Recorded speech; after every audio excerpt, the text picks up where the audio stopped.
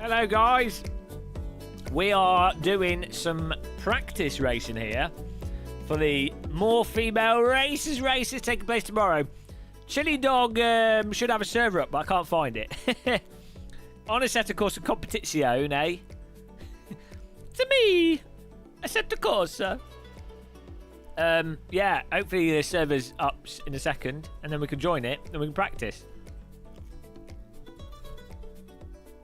Until then, we just get to look at this beautiful server list that doesn't have any filters on it.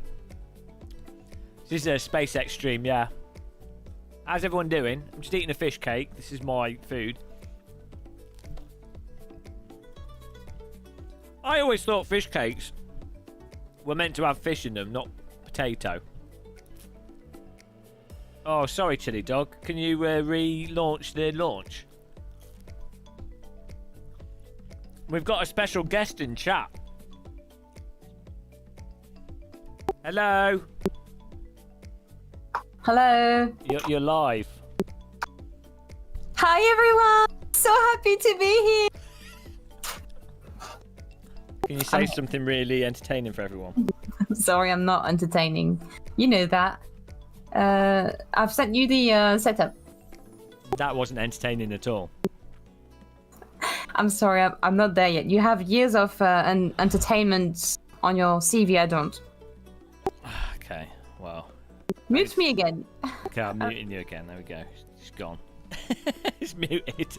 Muted. Well, that was entertaining, wasn't it? Well, what a delight. What a bonanza. Is that Boris Johnson? Yeah. Boris's sister. One of many Boris Johnson's illegitimate relationships. It's actually quite offensive. I apologise for that. That's too offensive. Can't say stuff like that. It's not offensive to Boris. It's offensive to Teabag. Right. Gamermuscle. I think Chili Dog's setting up server. Server's showing up. Showing up on my end.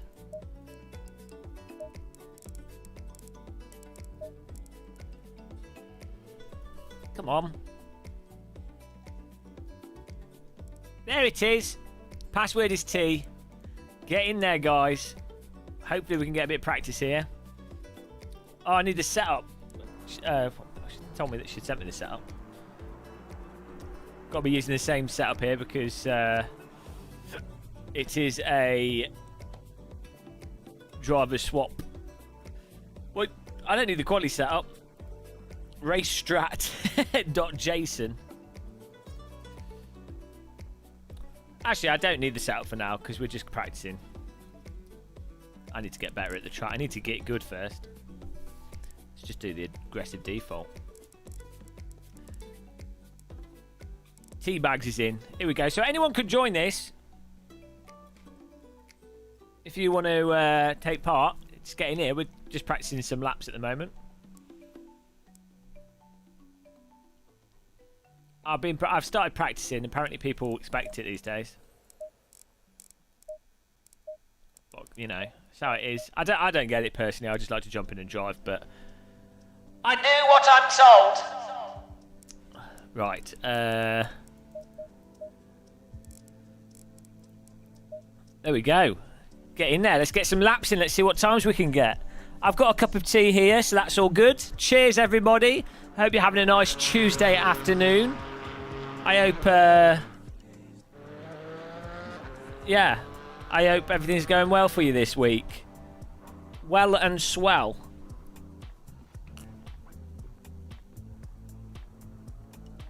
Oh, it's a good cup of tea. Can't go wrong with a cup of tea. Everything's good when you got a cup of tea. Right, let's see what kind of lap times we can get here.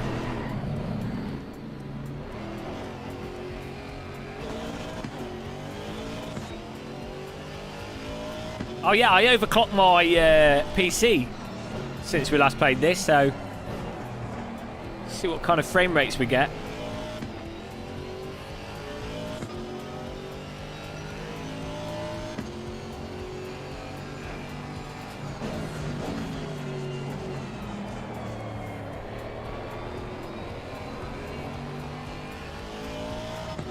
car sounds like a tractor. Yeah, I think Microsoft Flight Sim, I think they will optimise it more. You know, they're still working on it. Oh, it's a little bit slidey there. You don't mind me practicing a few laps first? I've got to get up to speed here. Oh, I don't know. She's got a voice button bound whilst driving.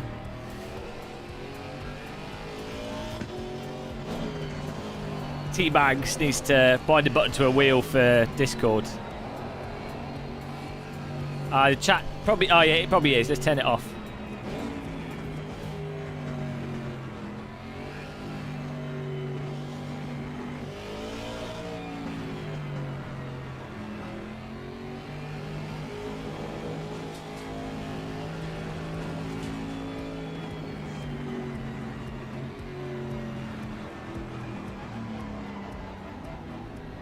Actually, I can fix it.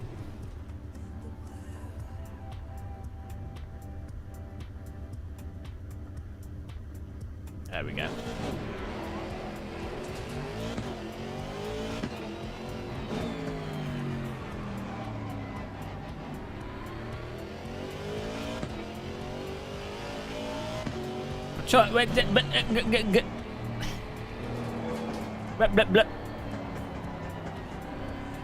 Do you bind that button in ACC? Bind what button? What? Are you on about Discord? No, you bind it in Discord. I don't do that. You can bind a gamepad. Or you can use Joy to Key.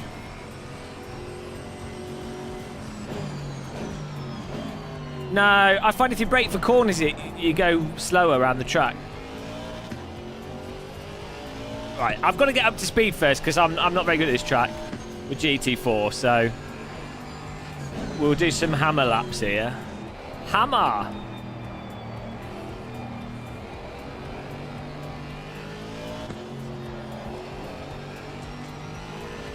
Oh yeah!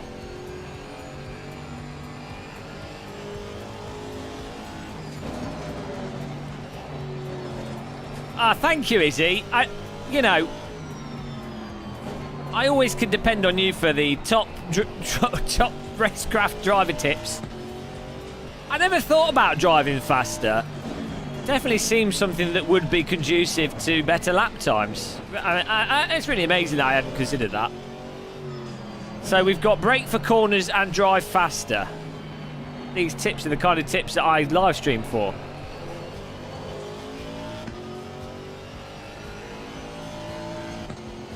Oh, that's a good tip. I can't do that, though. My entire career depends on distracted driving.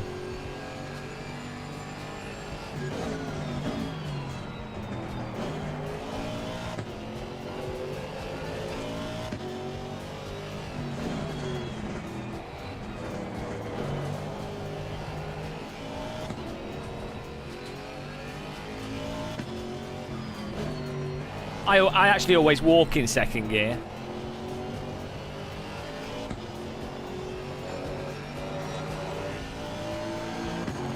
Guys, anyone's welcome to join the server. It's filling up. Password is T in capital letters, I think.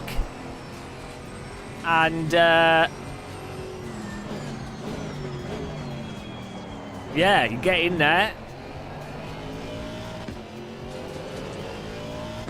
Don't need second gear on this track. Just do the old track in fifth gear. The higher the gear, the faster the car goes, so that makes sense.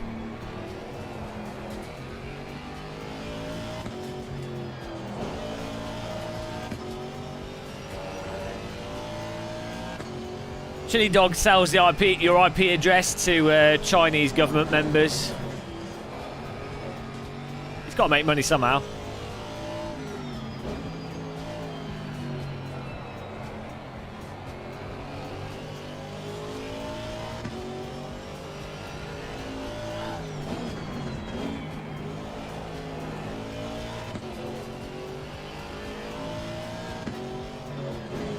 It's better being stuck in second gear than first gear, unless you're trying to get up a very steep slope. Well, actually saying that, High gear can stop wheel spin, so...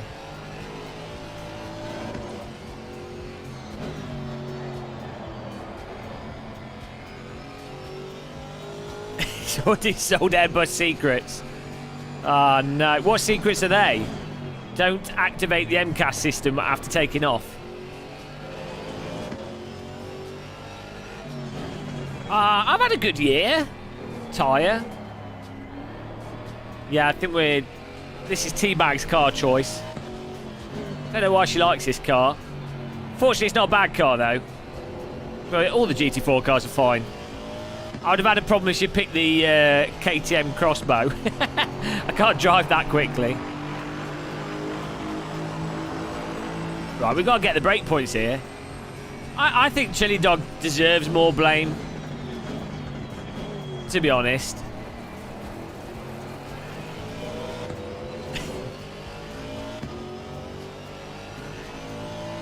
I need to brake sooner than that. What's the brake point? Brake at the curb in here. Right.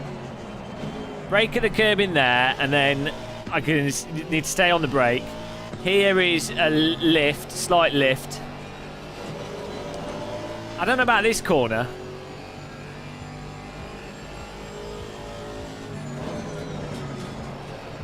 Just have to work that out through feel. I'm not sure with this if it's a case of that tight line. Oh yeah, probably is. We'll get a feel for it in the race, I think, and then I'll know what's the correct thing to do.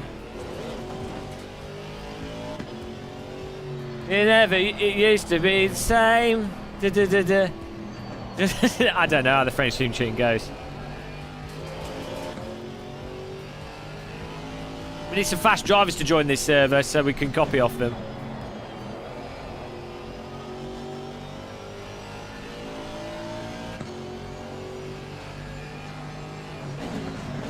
This corner, you just brake at the start of the curb in, nice and easy. There's no brake marker for this corner. That does not help.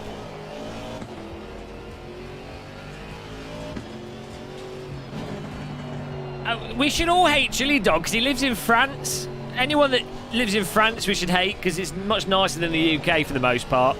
Unless you live in the Parisian suburbs, in which case you don't want to live there. But if you live in the south of France, everyone should hate you. Obviously. Okay, we need to take the tighter line through that. That was still better than the previous one. Let's brake. What's the brake marker on for T1? Brake on the curb in here. I think we want to take a slightly wider line into that so we can get on the throttle sooner. Cry me a river. Ah! That's my rendition of that song. We'll get some songs from Teabags. Can you sing us a song whilst we're driving? She doesn't like talking, she's focused on the driving. She's not as distracted at driving as me. Curb in here on the left. No, it's not going to work. It's at least 100 metres with this car. 150, isn't it, max speed normally?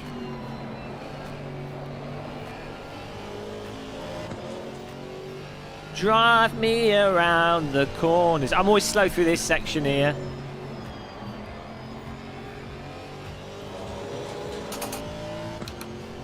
Oh, hello. Hello. I can't sing you a song because then you're gonna have copyright strike. Sing it. Oh my god. Oh! Sorry, Mr. Diesel? Mr. Diesel? That's a good name. Ow! M. Neagle. Sorry, I got a donation, so I just have to. Ow! Breaking my fingers. Nagila.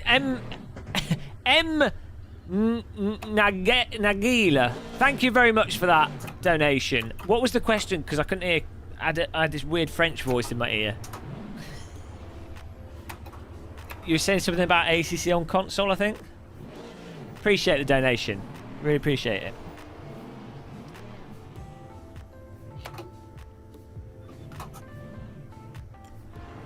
It's not a real girl, it's a French girl. They don't count. Have you just put it on voice activated? No. Are you pushing a button? Which button do you want me to push? Have you seen how tense I am? Can't you put a button on your wheel? Like, can't you use a button on your wheel? Like, you look left button or something, or you look behind button? I could do that. Push the talk button. You could just leave it always on, and I'll mute you when I don't want to hear you. Oh yeah, do that. Okay, there you go. Yeah, but yeah. Okay, just shout when you want attention, because I'll turn your voice down. Sure. Right. Yeah. There you go. A volume slider.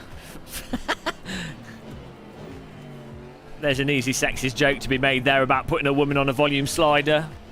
Well, I'm not going to make it, but I'll allude to it. Get out of jail free there.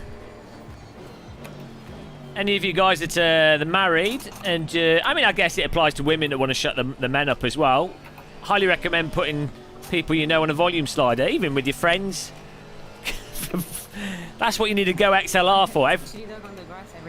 Everyone needs to be leveled up so you can mute people. Oh, fair enough. I'm happy being a woman. I don't mind. I identify as a gamer muscle. That's all that matters. I'm all right. Yeah, the bigger the brake pedal, the faster the car slows down. This one guy I know. That's how it works. A lot of people don't realise this, and that's why they're slow. Now, you might be saying, well, if that's the case, why am I in 6th place?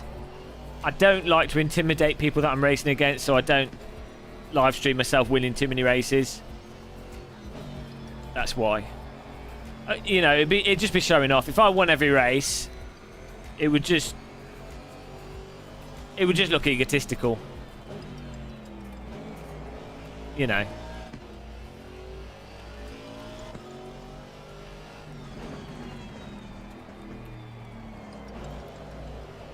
Right, let's get another flying lap. That T1's the key. I've got to get that nailed down because I'm losing a lot of time on that. Eco-testicle. Ow. Bitten. Here we go.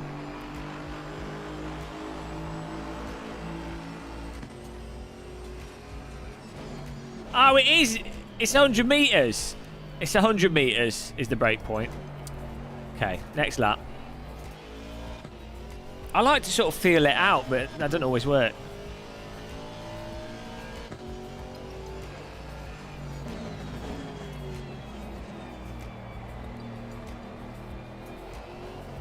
Yeah, I don't have to wear a race helmet because my head's already shiny like a race helmet. That's how it works. Oh, fire engine. Why have they got an English fire engine? Oh, I've got the Teabags behind me.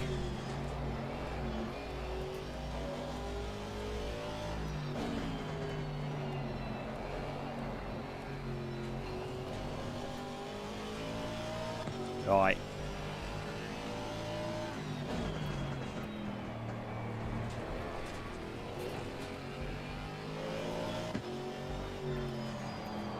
I think you need to cut that corner a lot. Well, I need to cut it a lot more.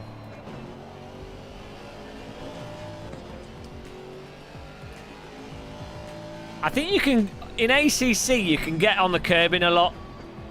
Way more than other sims. Without it being a problem. Brake at that curbing. There we go.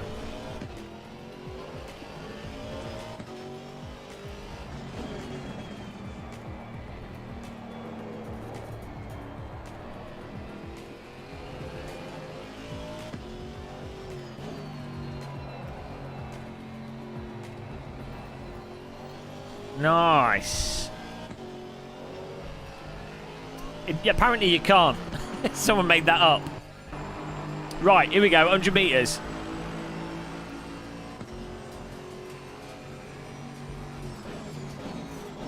Oh, no, that's too late. It's got to be like 110. You can't see those bloody brake marker boards. You can't see that. I'm in 7th place. I mean, why do I even bother? It's going to be 7th, whatever it is. Kerbal Space Program. I'll be 7th. It doesn't matter. Always 7th. If they had Olympic medals for 7th position, I would be the world's best 7th position. 7th. I'm like, you know, 7th most popular live streamer. 7th everything. Which isn't too bad, but, you know, always 7th at everything in life.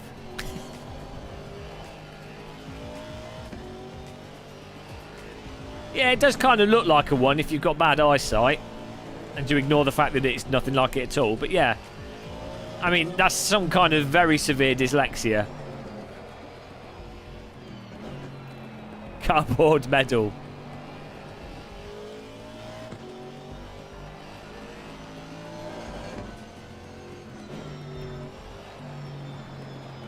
The 6th loser. Yeah, that makes it gain 1 place.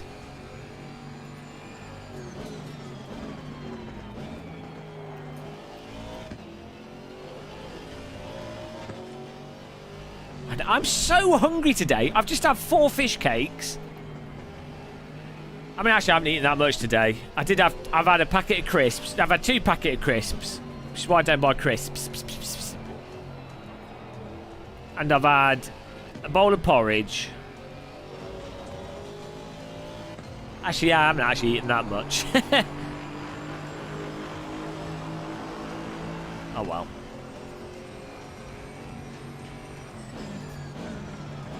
Yeah, so it's about 120. And 3rd gear. There we go. Look at that. That's much better. She's talking to herself. No. Are you talking to yourself? No, basically, when I push the pedals, the whole rig is quicking, and Jeff is like, "You're driving me nuts. It's only doing it when you're doing it." So, I can hear it. Yeah. Yeah, we're trying to find this quick. So I'm out. But hey, I'm going fast. You need to do something about this. What? We're doing the race is about to start. There's 8-minute qualification. Yeah, you got to get in. No, And then after this race, I know what we're doing wrong, and then we can get the right times for the next race, and we're sorted. I missed what you said, but you were probably bullying me into something, so I'm just gonna ignore it. Yeah, are you doing the race? Yeah, I am. Good. Okay, sort yourself out. Here we You go. have to sort yourself out. I've already qualified. Okay. All right. Fine. Fine. Oh shit! I just killed someone. Okay. Okay, I got it. Right, here we go. Getting smack talk here from my teammate. Let's get a lap in. I'm in 7th. That's basically 1st for me. Right, let's get T1 breaking down. I can get. I've got enough lap for enough fuel for 1 lap here. So let's do this.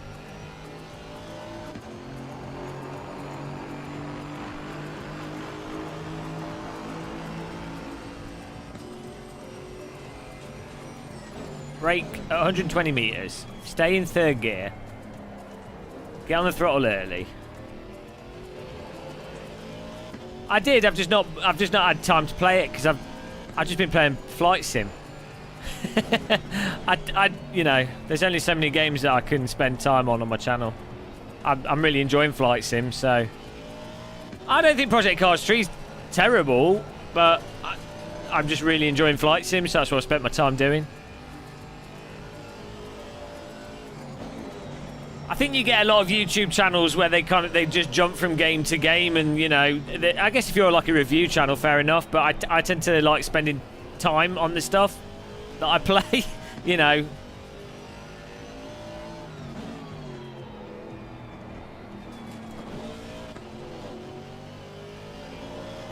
There's this weird like review cycle thing that happens where it's like, oh, there's another game, hype it, play it for like 3 hours. Oh, right, next game. It's like, well, hang on a minute.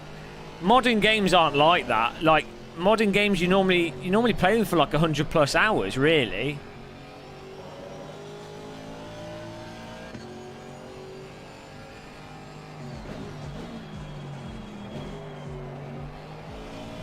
It's actually weird how review sites review games with, like, first of all, they're reviewing the non-release version before the, like, multiplayer makes up a large part of most games these days. And yet all these games reviewers are reviewing them before the multiplayer is even playable because the game's not out. That's what's weird as well.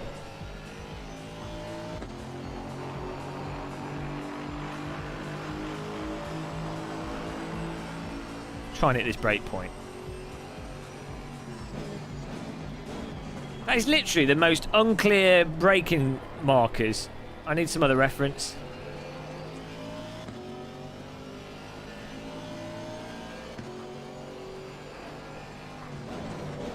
Luckily enough, that curbing is a good reference because it's bang on the point.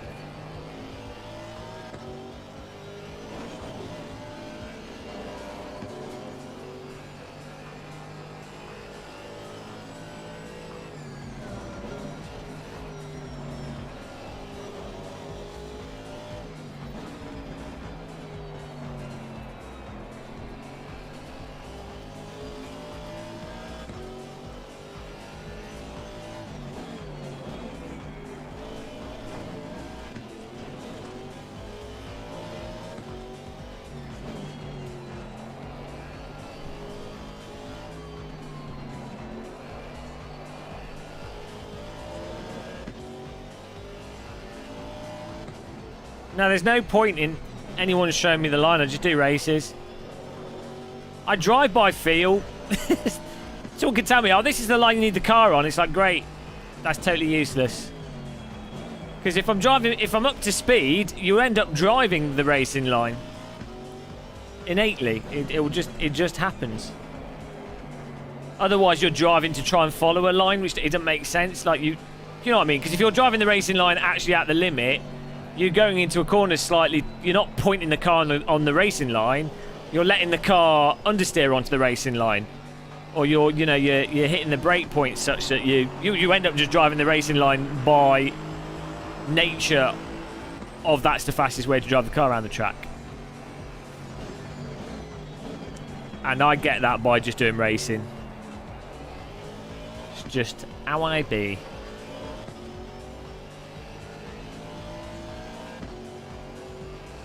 That's actually one of the bad things about racing lines is that people will drive, they'll follow the racing line and just instead of doing what I was just saying.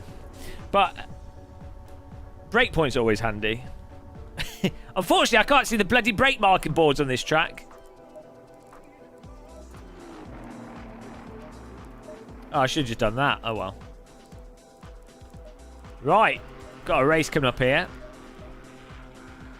Are you set for the race? I am set for the race. Oh, nice. Let's see how it goes. After this race, I should have a rough idea of the actual racing line and stuff. Well, you did 154. It's good. Not good enough. Well, it's better than me. Oh, it's not good enough. Got to beat Tortellini. Make him feel bad about himself. Emilowski. 151. Where is he finding 4 seconds? Because he's a bloody lives in the simulator. He doesn't do anything else. He just plays ACC. He's actually ACC's tyre model. That makes sense. You still making that noise? No, it's not making noise anymore. Okay, I'm reducing your volume again now. Right. Yeah, 3 seconds off the pace. So we'll see how we go in the race. He's probably running setup bollocks as well. He's also using a Porsche, which is cheating. Everything he does is cheating. Yeah, I mean, the thing is, with the we don't see him in our AC streams. We don't see him in our Project Cars 2 streams. You know.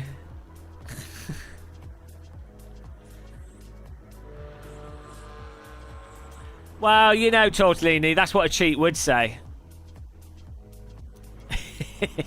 Look at the track map, it's absurd.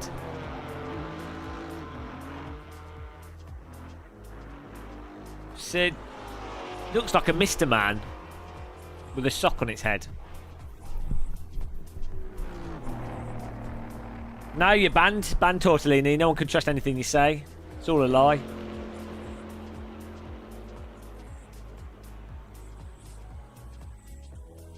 I have the Sparco R33 seat, Mr. Andrew Broom. It's a good seat. You don't need it. It's too expensive. But it's a nice, solid seat with a reclining option on it. I wouldn't recommend it. It's too expensive. Just get any old car seat, slap it on your sim rig, and you'll be happy.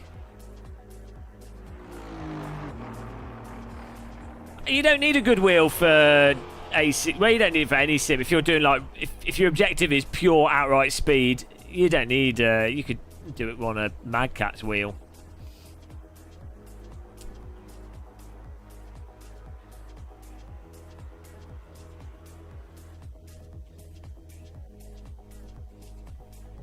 T300 is good. It's a good bit of kit though. For practicality, smoothness, price.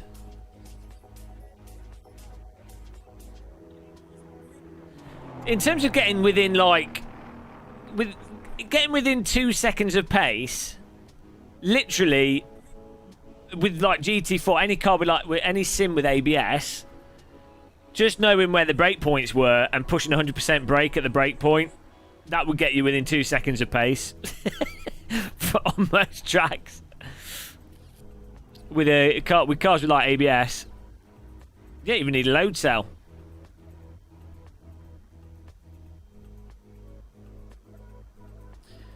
That's one of the biggest things that when you see people, when you're like, oh, how's that person so super quick straight away? A lot of the time it's because they just know where the brake points are on a given track. There's no real subtlety to it. It's like, well, there's the brake point, 100% brake, done. And versus someone that doesn't know where brake points are, they'll gain two seconds, like straight away.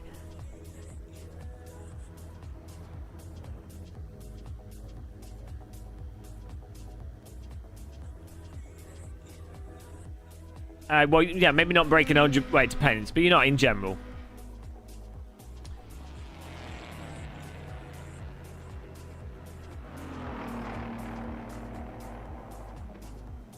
Yeah, you can still lock up the brakes a bit in this, you know. Right, here we go. Off to the races. Oh, no. Bonne chance! Merci! Here we go.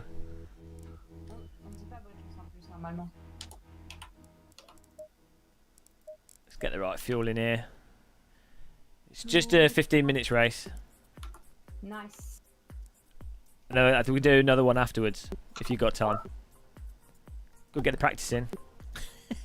Yeah, I got my practice in. The only person who need practice is you, Ah, merde. The rig stopped squeaking. I don't know if I'm allowed to swear on YouTube in French. Well, I don't actually know. I've done it a few times. I think it's fine.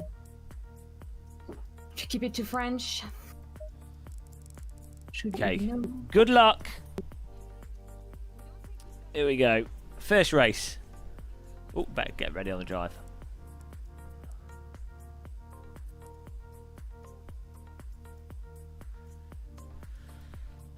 Well, you know,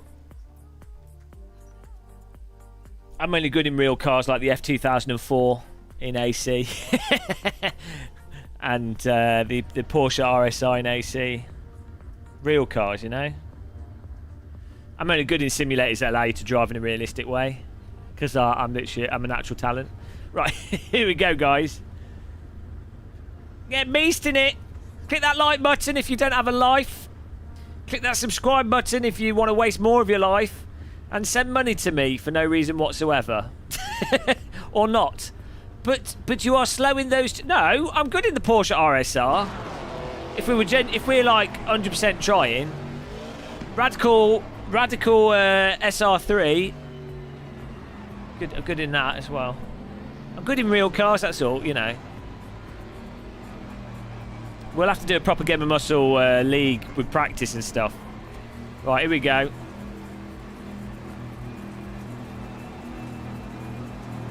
Go!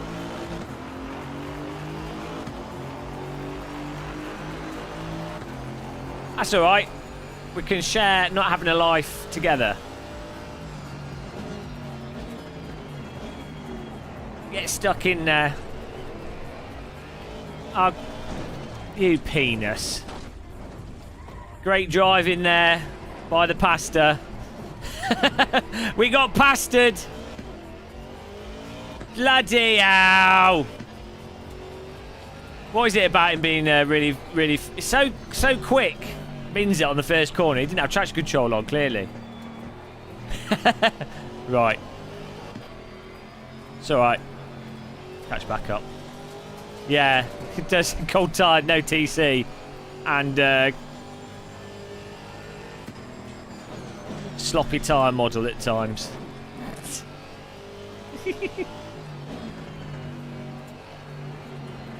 No, well, not sloppy tyre model. Lack of force feedback, so you don't know that you're over that limit. But it's alright. It's not that bad. GT4 cars aren't that bad. Way better than iRacing.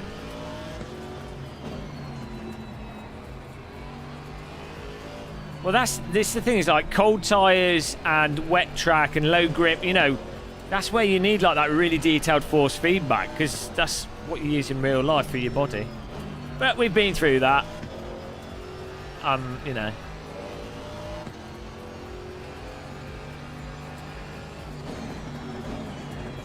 Get there, the inside there. Good net code in ACC.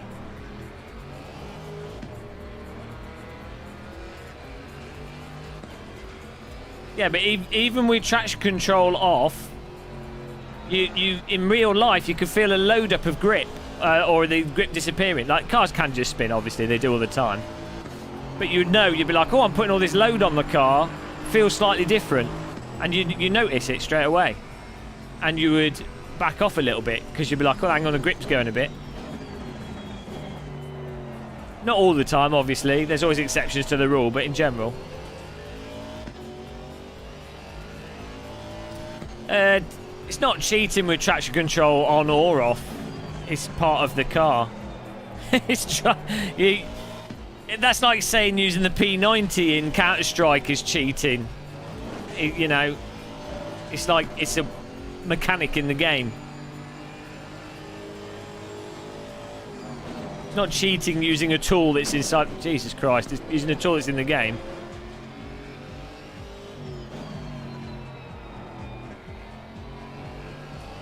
Normally, vast majority of the time, if you can drive well, no traction control off is normally faster than traction control on. So.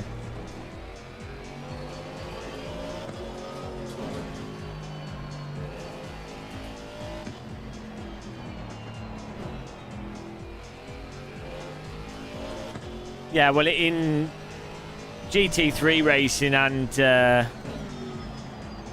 GT4, I mean, it's normally longer races, so the main thing with the traction control is it's to stop them wearing out the tyres too much. You just end up, over the course of an entire race.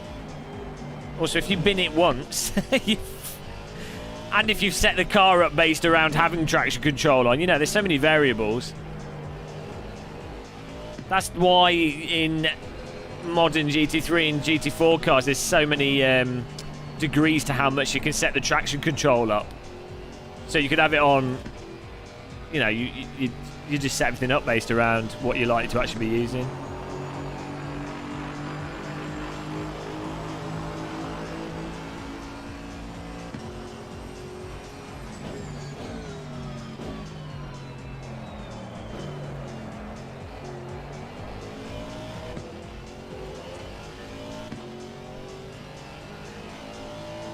It's not that simple. Well, yeah, it's not quite that simple. There's some cars with traction control which are pretty hard cars to drive very quickly.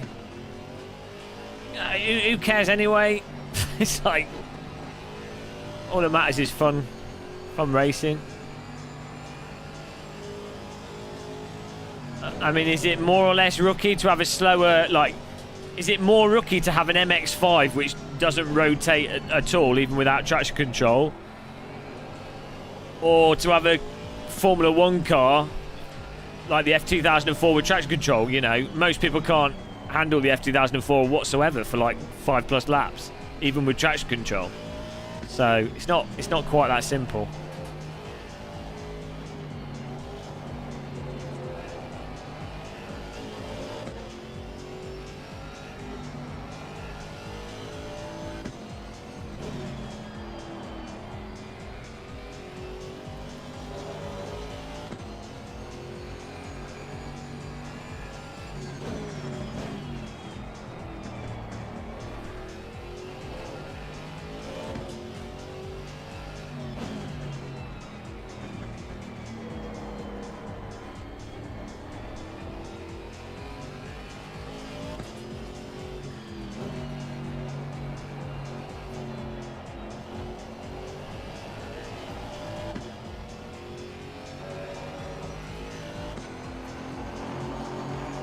Yeah, the brake, that's the Formula cars, yeah.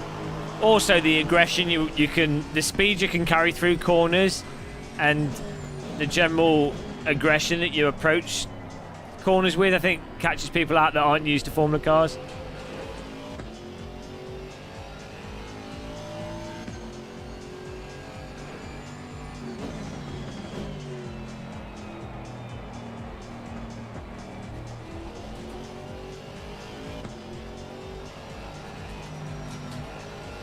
I don't know how loose this gets without the traction control. One of the downsides with ACC is there's no real feel on the throttle for the rear popping out when you have no traction control. It would really help if there was feel for that, and then you could just use the force feedback to know how much power you can put on. Hello, Snail Racing. Yeah, I will get back in this, Skippy. You can join this server if you want to practice as well for tomorrow's race, by the way. I'm going to do another race after this. Just, I learn how to drive by racing. I learn tracks by doing that rather than hot lapping. Mr. Caller sign, hello. Yeah, I miss the Skippy a bit.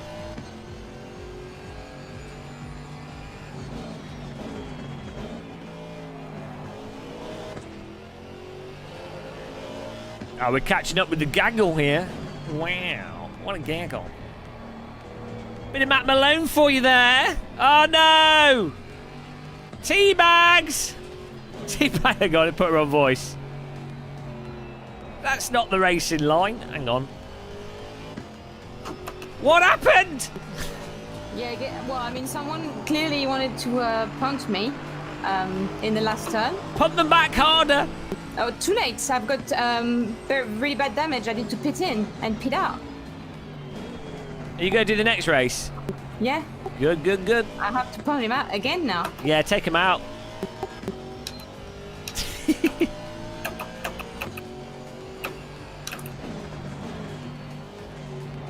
I'm forcing Tia to watch Star Trek Klingon episodes. I want to see more violence. It's all about violence. Random cheer up, man. You do seem... I get the impression you are a bit depressed recently. You need biscuits. 1 minute fixing. God damn it. That's the solution. Biscuits make the world better, and then you can become morbidly obese and then be even more depressed. But in the short term, it's a good solution. Oh, Tia's taking the gloves off. And the gloves are off. I'm throwing them and...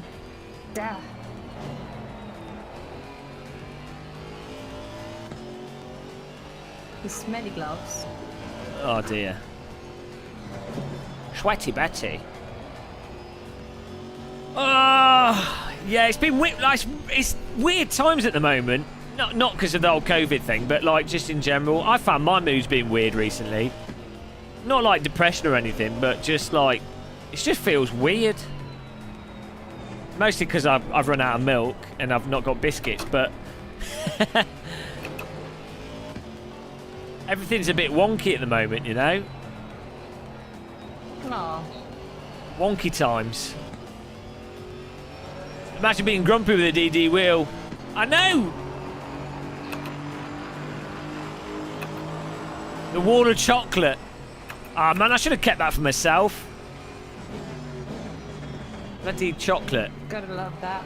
How good is Amazon, guys? You can buy a bar of chocolate and it can be delivered same day if you order it in the morning, or next day if you order it in the evening. A kilogram of chocolate. Oh no, it's 800 grams. It used to be a kilogram. And it's not overpriced either. It's like £1 per 200 grams, which is good value for chocolate. It's like obesity on dial. Yeah, the collapse of civilization. Well, no, it's the collapse of poor people. It's the acceleration of wealth transfer to the minority. That's what you're seeing. I mean, I think the environmental collapse is a little bit depressing, but I mean, what can we do? I mean, on an individual level, we can try our best, but the people with the power don't give a shit. So you can try and change. You know, we can try and vote different people into power, but you know, obviously, that seems to not be working. So it's kind of like if you're stuck on a mountain face. You know, say you've gone hike, like mountain climbing, and you're stuck in a snowstorm, you're falling in a crevasse. You might as well try and enjoy being falling in the crevasse as much as possible, even if you're going to die miserable, freezing death. Which is always easier to say if you're not actually in pain and stuff, but you know.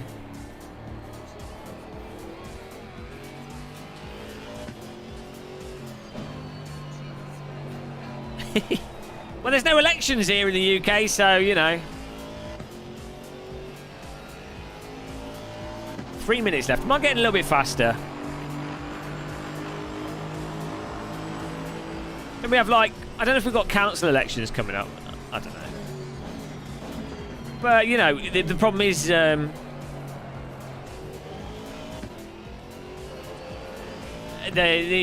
internet messaging is controlled. TV messaging is controlled. People lack critical thinking skills. So, I mean, you know, can't do nothing really. It's like being in the Dark Ages. But ironically, there's all the information at your fingertips. Medieval times, but all possible information is a microsecond away. That's the irony. But hey, I mean, you know, you're only in control of so much stuff, so not let it bother you, I guess. Try and be positive. This is a more female races league race. I'm in a team with Teabags, and it's quite good. Got a good mixture of drivers. Yeah, I don't watch any. I've stopped watching any news. I mean, I still get to see random stuff. I'm actually thinking of stopping using Reddit. I tend to use Reddit for like sim racing news and random game news, and you know, not like political stuff. But it all ends up getting put on there. So I'm just blacking it all out. It's like there's no point. I mean, obviously I'm not gonna.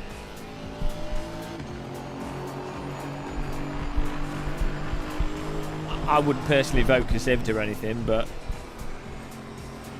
there's no point tormenting yourself with watching the crappy media statements that the government puts out, which are purely exist for them to maintain 35-44% of the vote, for them to stay in power. They don't say anything of value, so you might as well. There's no point watching any of it.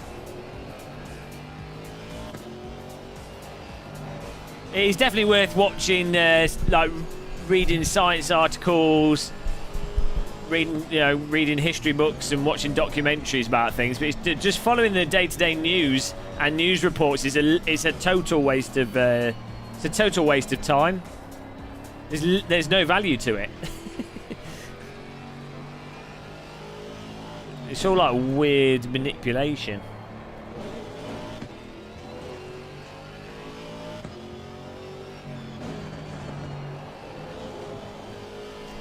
Well, humans seem to repeat history over and over again, don't they? So Stuff looks really kind of 1930s-y at the moment. So, fasten your seatbelts. No, Joe Rogan's a complete idiot, so I don't watch that either. He does sometimes have good interviews, but he's not very good at critical thinking. He's got a lot better, admittedly, over the years, but his interviewing technique is quite good. He lets the other person talk, which is good, and they're long form, but it's, you know, you're better off watching science, like listen to science podcasts. Have you done TMT? He said Joe Rogan's entertainment in the end, so fair enough to him. Whoa, I was looking at the chat. Don't text and drive, guys. Right. Yeah, no, Joe Rogan's entertaining. He does have good interviews, but his critical thinking is not very good. Like you should watch like. Sam Harris podcast is really good. Skeptic's Guide to the Universe is really good. Science Friday is a good podcast. There's something tech something or other. I can't remember what it's called. There's a bunch of really good science podcasts you can listen to when it's just covering science news, so you can see what the developments are. Skeptic's Guide to the Universe is really good for COVID coverage in terms of them looking at the objective developments and the actual. It's a little bit sort of newbie. Like they could do with being a bit more in depth with stuff, but you know they're trying to hit a wide audience. It's more just skepticism. So it's got I think what they're doing is a really good job. There's on the podcast. There's good like podcasts that are designed for specific like people working in health services and stuff, which are quite good. I can't remember the names of them off the top of my head. They can be quite decent. Yeah, people just need to be good at skeptical and have critical thinking. It's a shame that Joe Rogan isn't more skeptical and critical in that sense, because he's in a position to interview people. It gets a lot of visibility, but it could be a lot worse. You know, he's way better than your average bloody interview on anything out, popular culture stuff.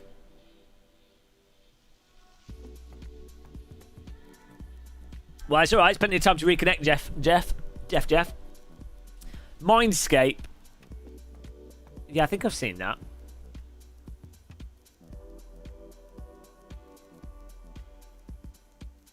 Yeah, Curate. That's more YouTube channels. Yeah. Yeah, so Joe Rogan is massively dependent on the guest. So if he has like a really good guest. Because he lets, like I say, it's a really good thing. He lets the guest talk, which a lot of popular type podcasts or more mainstream stuff, they don't let the other person talk so much, or they just keep asking them dumb questions, or they shoehorn the conversation. So the best things that Joe Rogan does, he often just lets the conversation go wherever it goes, because in the stoned, and he lets the guest talk. But the downside of that is if the guest is like a complete nutter, and they often do. It's good to have total nutters on because it's entertaining and it can be quite fun to see what they say. But he doesn't call them out when they say stuff that's very disingenuous. He doesn't call them out enough. Which then you get people that watch it that aren't particularly skeptical or don't notice the red flags for bullshit, and then they just lap it up and repeat it. So that's the downside of it. But yeah. Is Chili Dog resetting the server here?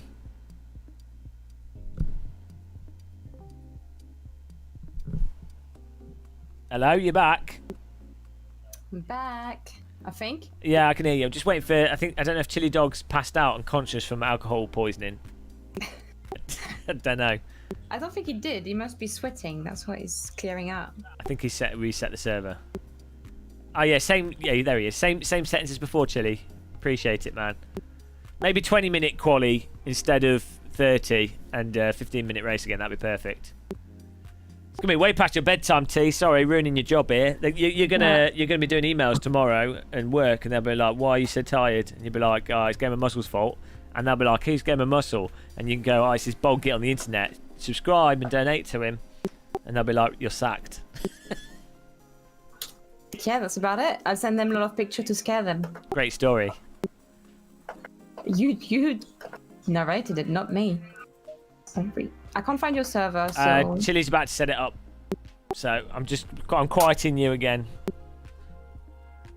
I'm reducing your volume. Volume reduced. Rogan episodes are hit and miss. Exactly. Sorry.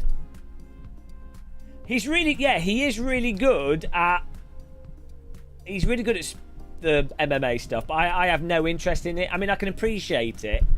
I appreciate that aspect of martial arts, and I get it. I get the sophistication of it, and the fact that it's just person versus person, and the complexities and the dynamics of all that. I can appreciate that like any sport, but I don't really have that. I don't have an innate interest in it. I'd rather, But he is obviously very knowledgeable about that. So obviously, it's his thing, isn't it? I lived at university. I lived with someone that was really into it, and I was like, I just don't. That's enough. Oh, come on, let's do this. Could practice this move. No.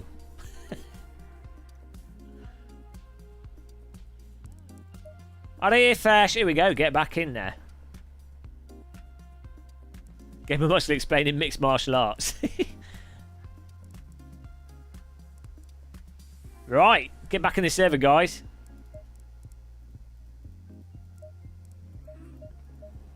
Man, that cup of tea I had was effing amazing. I should have had tea earlier. I was so tired that stream I was doing earlier. I was knackered. I should have had a cup of tea. There must be something in tea that I'm addicted to. keep having to drink tea.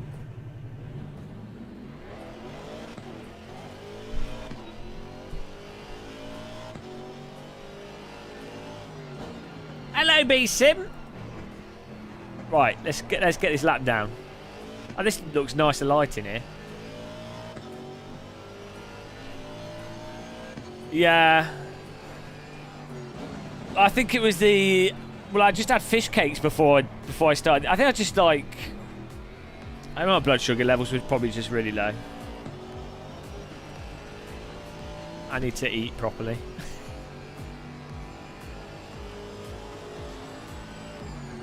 Who would have thought eating food's handy?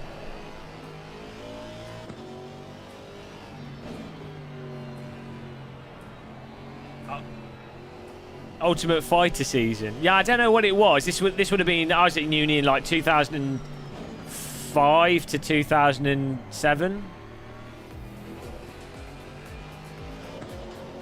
I've not ever had the cold infusions. I only ever have normal tea bags. Yeah, it was when MMA got really popular.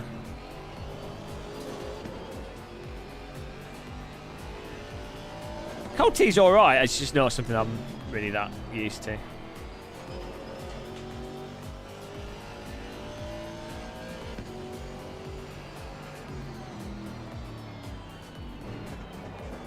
Wow, sliding here.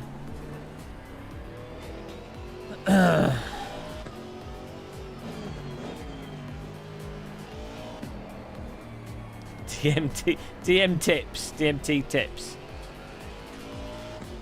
I tell you a really good podcast. That I say Sam Harris's podcast. Sam Harris is a really good communicator and really good at skepticism and critical thinking. And he covers like topics and covers them in a way that's actually genuinely well-rounded and well thought out.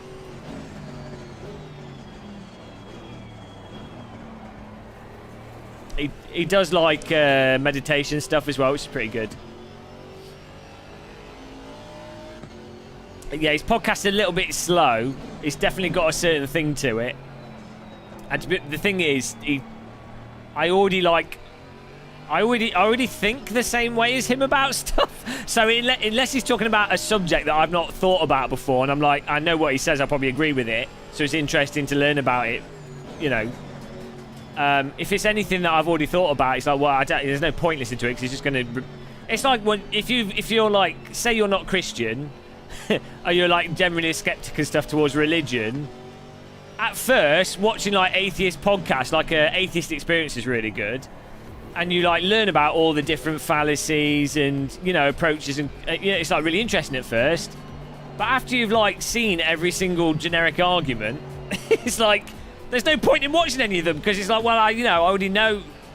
There's no point. There's nothing to be learnt from it. You agree with pretty much everything they say.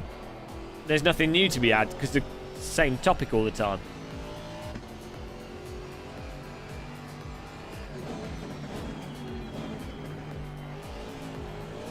Yes, I mean that's one of the reasons why the Skeptics Guide is good, is because it's more like a science news thing. So science news podcasts are really good, and then I like. I'll tell you a really good one is Dan Carlin's Histories podcast, but then they go for God for like 10 hours each.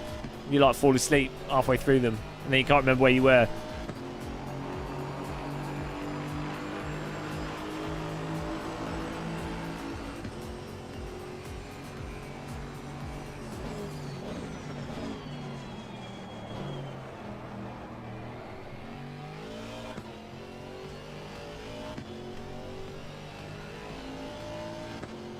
Right, we go. Let's get a better lap time in here.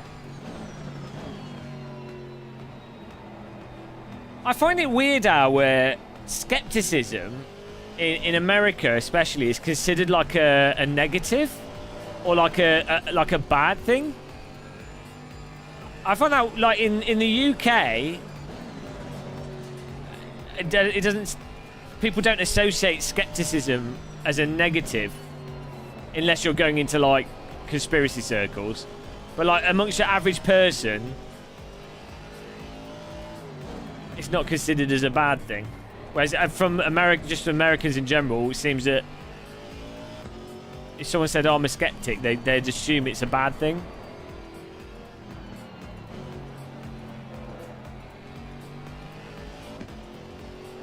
Yeah, it's weird with Richard Dawkins because his best work is on like evolution and selection and those kind of subjects, and it sort of like models on that. But he's like most well known for his like criticism of fundamentalist religion. But it's not his best work. It's so funny. Like from his perspective, he's like, I've done these other things. I've written these other books. And everyone focuses on like the God Delusion, but his other books are way better books. I mean, the God Delusion is pretty basic, really. It's a fantastic book, but it's not.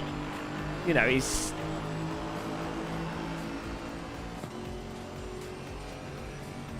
I mean, it's a really good book if it's someone's like really religious, obviously, but it's not exactly like.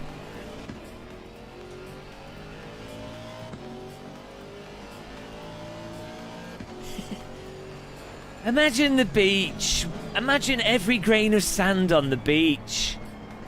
The beaches are like the universe. Infinite stars and infinite grains of sand. I'm here at the Large Hadron Collider, where we're going to collide matter together at speeds almost as fast as the speed of light. In this collision, we can peek into the beginnings of the universe. What's his name? The guy with the dark hair.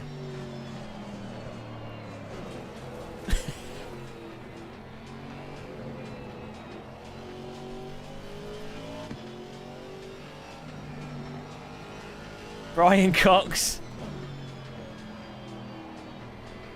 The universe is vastly infinite and vastly complicated. So complicated that many scientists don't fully grasp the true nature of the universe. If you were to look at a field full of grass, you would find thousands of blades, very much like the thousands of quantum particles rotating around in front of you right this very second. I don't get those those physics documentaries where they try and talk about quantum physics and then they have some like completely ludicrous CGI thing, and it's a topic that you literally can't explain without mental understanding of maths.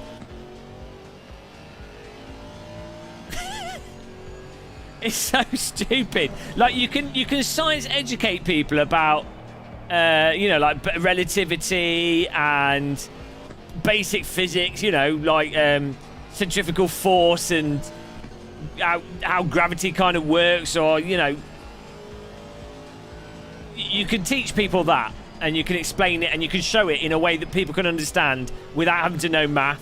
You could understand that. You can't understand quantum physics or string theory or M theory or wave theory or God knows what bollocks theory without a complete understanding of maths. The whole thing entirely depends on completely mental mathematical interactions. There's no describing it in English language or with CG other than going, scientists believe that the universe is very complicated and operates in a way that's very counterintuitive and that can only be described by mental scientific mathematical models, which may or may not be true because we can't actually test if they're true, other than these specific scenarios which we can test by measuring various intergalactic phenomena. But we're going to show some wiggly lines rendered from 3ds Max. Jesus. Drives me mental, those kind of science things.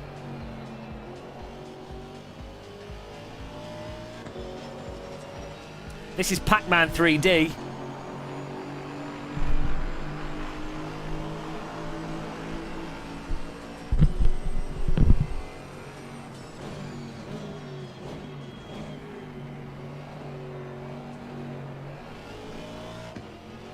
I mean, to be honest, even like general relativity is actually quite hard to get your head around at a basic level. I mean, I'm often watching like the random lectures and stuff on it. I'm like, oh, hang on a minute. That kind of makes sense. That doesn't make sense. I'm confused again.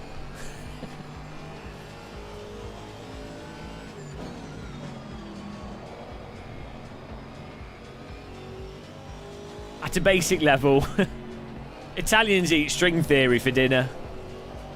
It's a me.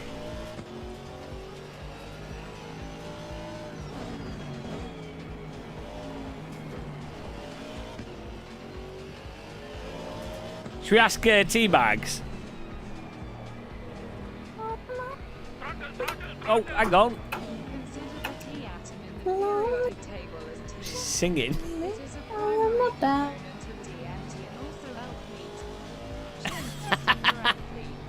Thanks, Random Call Sign. Why? Thanks for the donation, man. Yeah, it's all about the tea. Come on, bring on the 155. Where are you, 155? Just complaining. Teabags, what do you think about string theory? What? What? String theory? Sorry, I'm not on your stream. How I will know? What's your view on quantum filaments? Oh. No, I don't want to say. I don't want to say. Correct answer.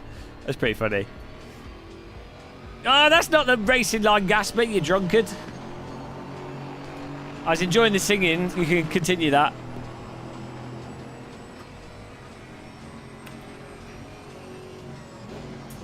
Your donation wasn't ignored.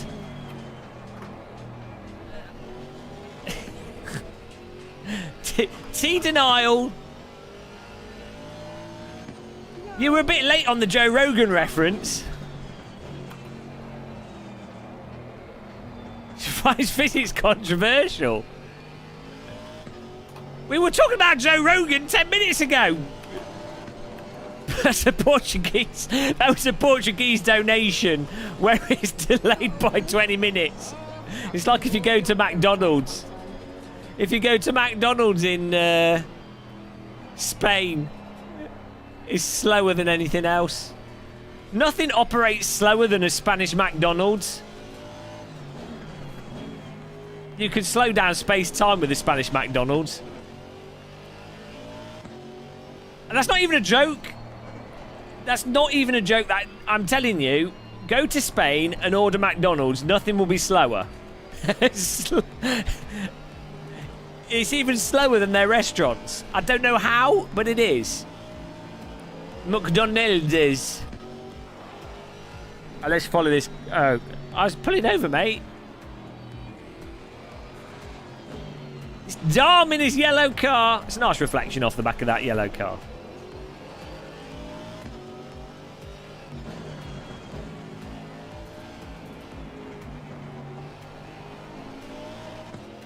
Oh, brass. Well, this is the thing with like those sorts of like mathematical theories that make you know, they might describe stuff in. I guess that's the point. Is they probably have some utility within themselves for certain things, and that's why they're regarded as the current best theories. But that's kind of meaningless for your average person, isn't it? I think that once they get to that level of physics, you're more talking about, well, do those models have utility for specific purposes? And they will do, but you know, it's just meaningless for your average person's understanding of the world. Other than to say, oh, the world is very strange on quantum levels. That's all you can really say. Outside of that, it's meaningless.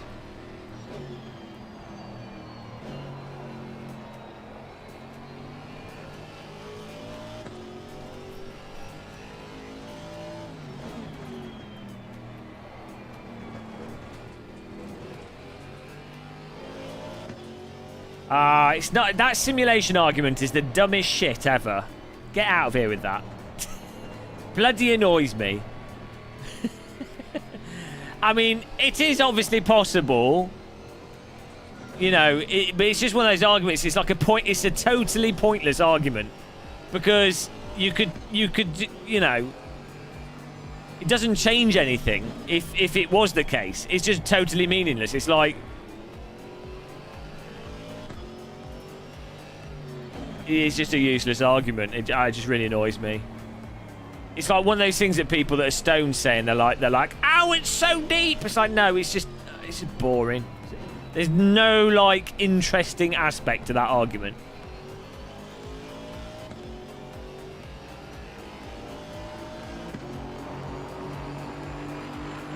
Well, it's fine. I mean, there's just no conversation on it. So it's perfectly fine to say it and suggest it. But then, but that's where the conversation. That's where the conversation ends already. It's like, it's possible that a group of people or alien race could create a simulator. They could potentially create infinite number of simulations. So it's more likely that a sentient race would exist within a simulation rather than some de facto reality. Great. That's it. Great. Okay. Don't disagree with it. It's just bloody boring. Because it doesn't change anything. Like, what would it... It doesn't mean anything. Like, the rules of if your universe you're in is a simulation or not, don't make any difference to you. It's an irrelevant point. It's like knowing if the universe was made by God or not. If there's no way for you to describe that God, or no evidence either way that it was created by God or whatever, you're back to where you are, where you just like, the conversation turns back to, well, what are the actual things that you know and what's the experimental data? So it's irrelevant if the universe is created by a God, a simulator, or whatever. It's like, well, great, it could be. It really winds me up, that.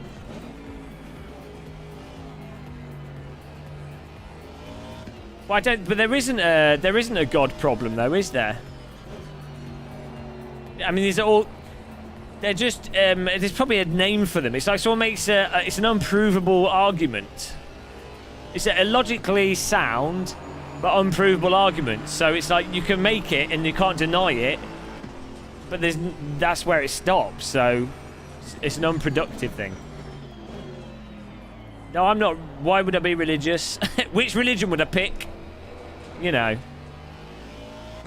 there's literally no reason to pick a religion. Like, I mean, I guess if it makes you feel nice that there's some sentience behind everything, I don't know why you would decide to preemptively choose that. But I can see why humans would want to do that, because we're quite social, so your brains are designed to think about the world in that way. But there's no reason to. Like, it's moot. Like, it doesn't make any difference. Like, there could be a god. There might not be. It doesn't make any difference to me in terms of what I'd think about on a day-to-day level. It just doesn't matter.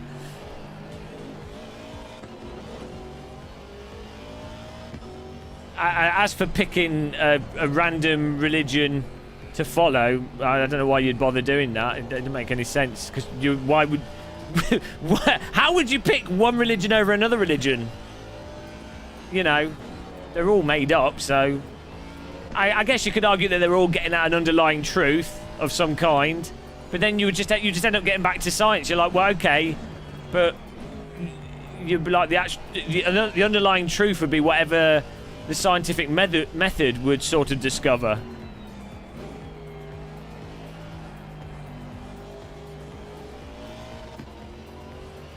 Well, how do you know how to please your god? If there was one, why would you even assume that they care? Either way, like, there's a massive presumption to, if there was a god, to assume that it's a god that has preferences, or to know what his preferences were.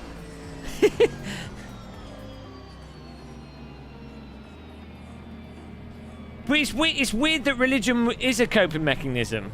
I mean, it's not in the sense that if you've been brought into a cult and that's your framework, and then there's a degree of comfort within that framework. But from an external perspective, like, you don't need religion to get comfort out of stuff. Like, you know, I don't know. DD girls exist. Tim L's a deeply religious person and is now being incredibly offended by the notion that there is no God, potentially.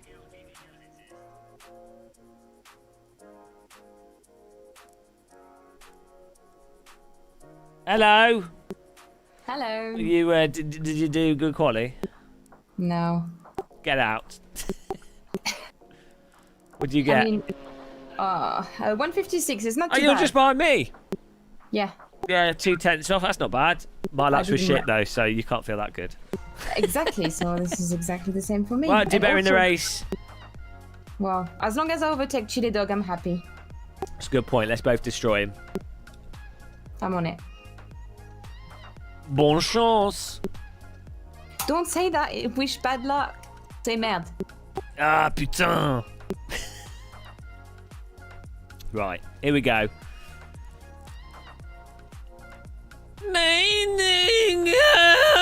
T's not got a DD wheel yet. She's working on it. She did. She touched a DD briefly. She's not quite a DD girl yet. One day, hopefully. Would summoning Cthulhu in chat provoke a YouTube ban?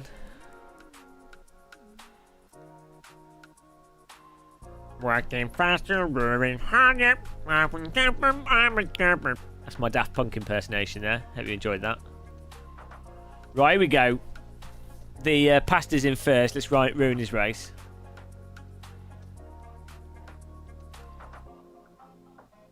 Do you feel wrong and right? You know, something you just don't know the answer to, so I don't care either way. I'm pretty sure none of the religions invented by men are, like, you know, by the fact that there's multiple ones of them, it seems pretty unlikely that one of them's right.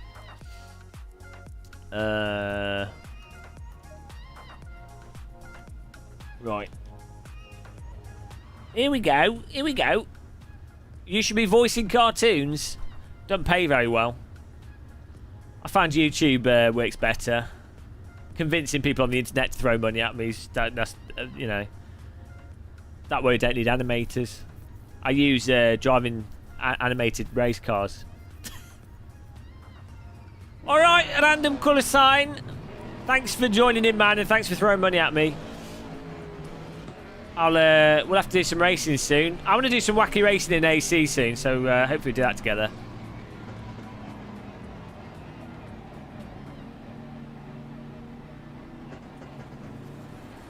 Here we go. I hope I haven't got to drive through there. Go!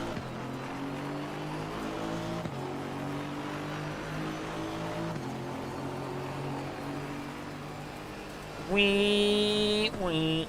Boom, boom, boom, boom. Someone's missed the break point. Please don't drive into me. There we go. There's Le Dog de Chile.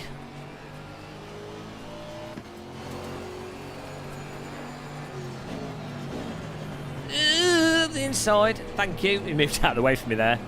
Pee on throw. That was very nice of you. You did not need to do that. Let's attack the curbs. Bonsoir, Mr. Callsign. What a charge! Oh, Jesus. Get past them before they hit into me.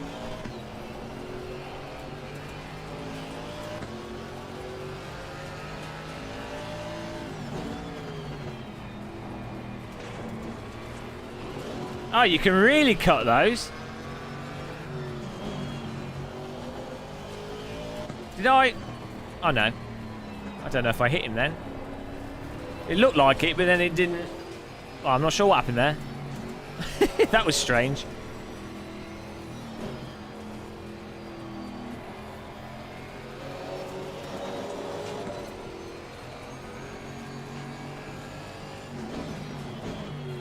Still next to us.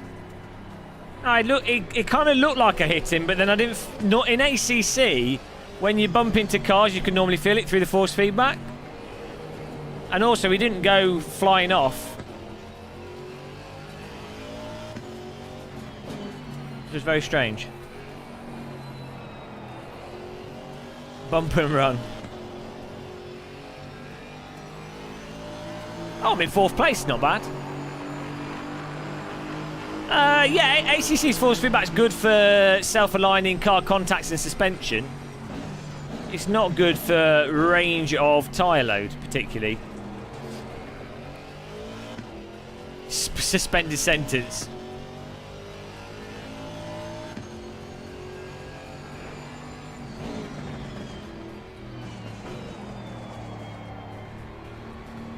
Just put my headlighties on, I think.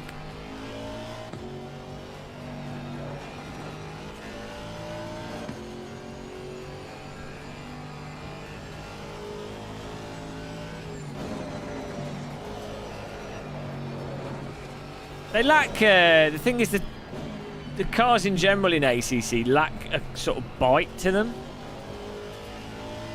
The grip profile on them is like way more wish-washy compared to the original AC. So I think that just makes it less exciting to drive.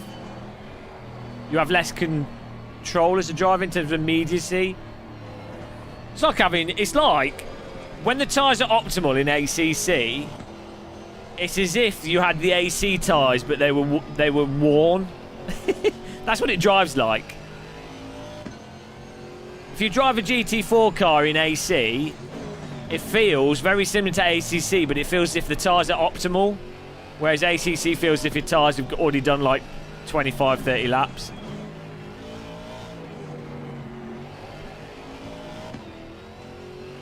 If you watch the onboards on YouTube of GT4 driving, right? And you'll see the drivers making loads of really tiny corrections all the time, hunting out for grip, which is what you can do in AC. There's no point in doing it in ACC at all. It's just too sloppy for it to bother.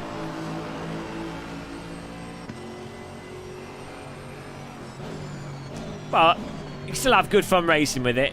And it's still better than iRacing, so it doesn't really matter.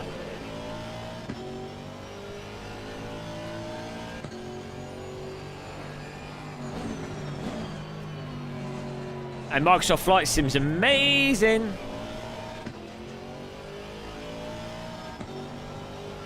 But not 10 out of 10, you're right.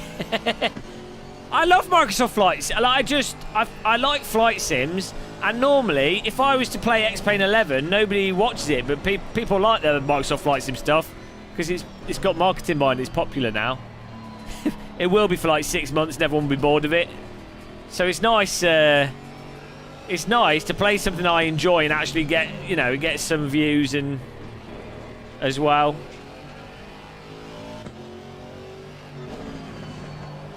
Well, it's 10 out of 10 when I'm playing it. You know, I make every game 10 out of 10.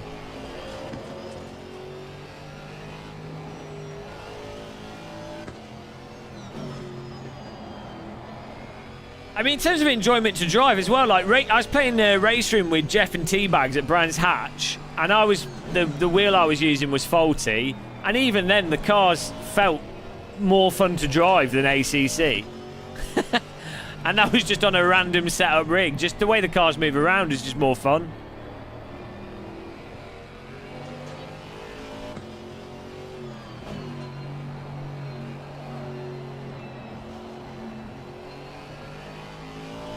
Yeah, I agree, Javard. I'm going to do a video about that. Project Cars 3 handles fine. It's just not... The cars all drive very similar. It doesn't have that much depth to it, that's all. And the cars don't feel that different. It drives fine, though. It's consistent. Just lacking in depth.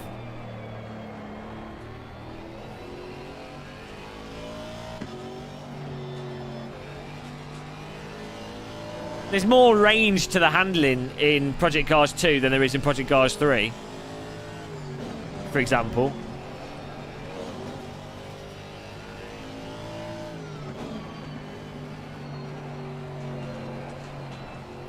I just don't... You don't need to watch reviews and listen to YouTubers to form your opinion. This is one of the worst things that's happened with YouTube. I mean, obviously it's my job, so I really shouldn't say this, but it's like, by all means watch YouTubers and be like, oh, that's what they think, great. Or like, oh, mate, you know, well, that's interesting, I hadn't thought about that. But don't, like, you can try the games for free. You can get them on Steam and you can refund them. And you just make up your own mind. It's really weird, people making up their minds to the extent that they've made their mind up enough to then reply to someone else online and say something without even trying it.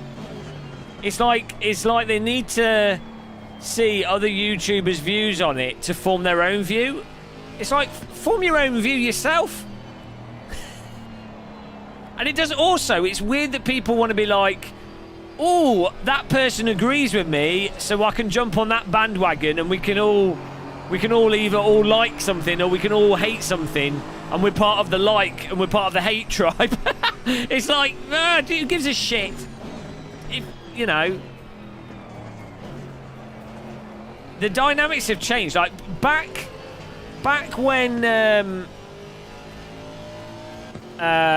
you had to buy a game in a box, you couldn't refund it. Although you could actually sell them second-hand. You'd lose like 10%, but you could sell stuff quite easily. But back then, when it was like you would buy one game every 6 months, basically,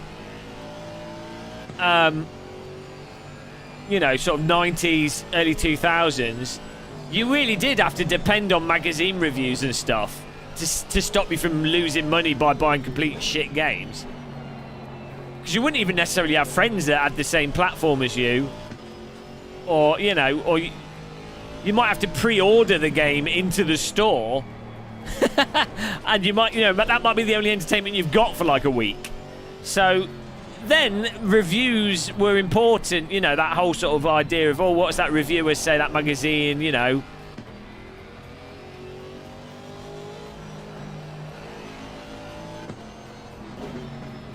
Back then it made sense. Now you can just try stuff. It's kind of like YouTube, like reviews are basically pointless now. I mean, you can watch live streams as well, which is an even better indicator. And also, you could just wait. The best thing to do is to wait like 3 months after a game's come out. If the game is still active, it's probably a good game. If it's dead, it's probably not a good game. That's the best review. That's the ultimate review. What's he doing? Ian Bell's a something for Codemasters now. Yeah, and he still works there. Like executive director or something.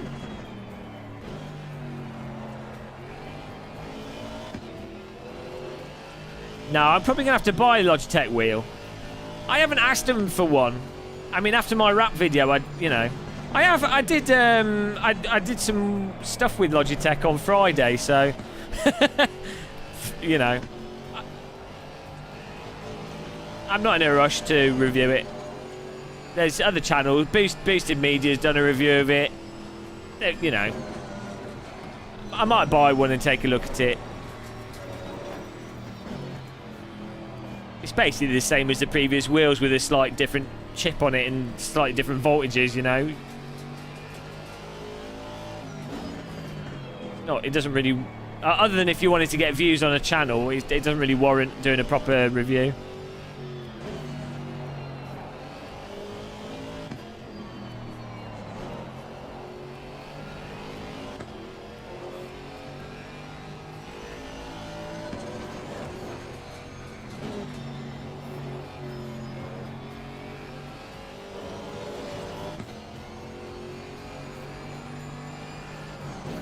See, he'd done a proper review on it. He did like a first impressions thing.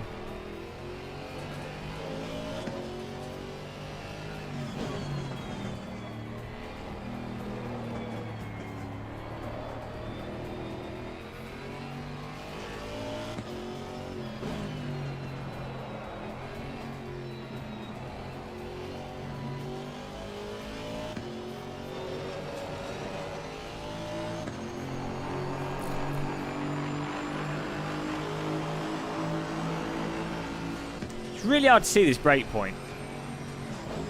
I think I'll use that 10 meters away from that but that GT board can get hit,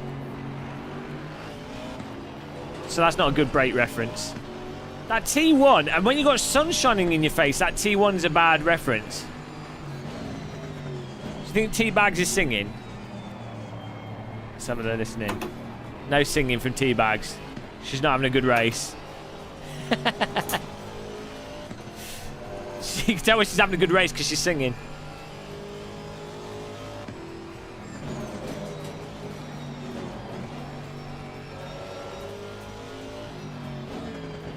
Dom's yellow card himself off the track.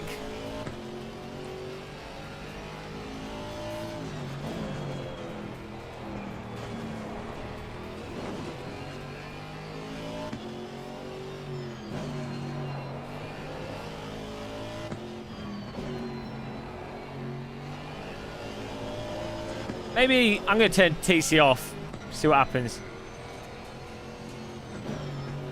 Be careful we don't lose control here. You don't have to have the TC on with the GT4 cars. It's more the GT... Well, when the tyres are cold. It's more the GT3 cars where if you turn it off completely, you can have trouble. Careful on the throttle though.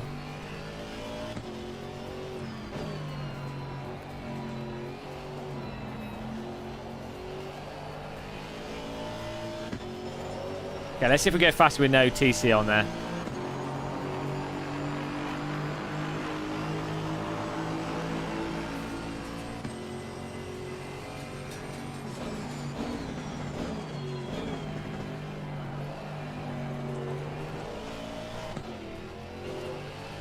Yeah, you don't want to... The thing is, with TC off, the moment the rears start sliding, you lose a lot of time. Thank you for the subscription, guys. Appreciate that. Oh, here we go. Subscription and... subscription attack! What's going on? Thanks, guys. 3... Oh, it's probably just Streamlabs having a breakdown. Appreciate you, guys.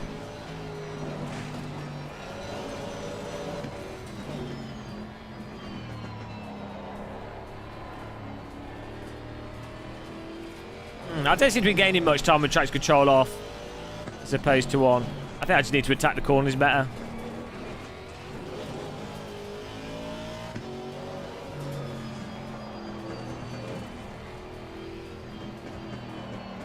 Ow, I've been bitten on my leg by a mosquito.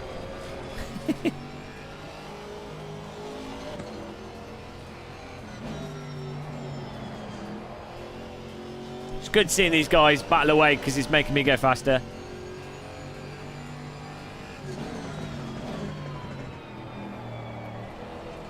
I think the... oh, that was a lot better. I think iRacing slowdowns. The iRacing system is probably one of the best. Actually, no, it's actually quite good in this. You get the 3 warnings. I think that's good. 3 warnings and no penalising until you've gone over it too much.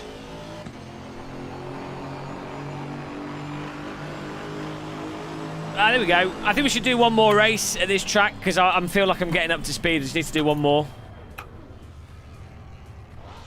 She finished. I can hear clicking away.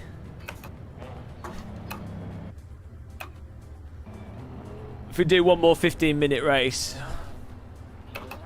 with a short quali, that'd be perfect. You can hear her clicking away. She's using a G25. You can hear the noise of it. I think she's got magnetic shifters though on that. Ah, the sound of someone sim racing. There's probably an alien race out there that communicates by clicking on shifters. Given that the universe is infinite. Hello. Hello. You're huffing. I'm gonna do one more. I'm gonna do one more race to get a bit more practice. But you can go to bed if you want. I've got to do some editing, so yeah, I'm gonna go and do my editing. Okay. Cool. Well, enjoy. Nice racing. You're prepped for tomorrow. It's sorted. We'll get a bit of practice in tomorrow. Well, I hope the girls are a little bit nicer on me tomorrow. Let's just say. No, that. you need to kill them. Look, you're too soft on people. Like you'll rejoin last race. I think it's your people that are too hard on me. I'm just rewatching your replay now. But... Yeah, it is a bit rough, but you know, you got to drive like a Klingon that's had someone call their call the family name something.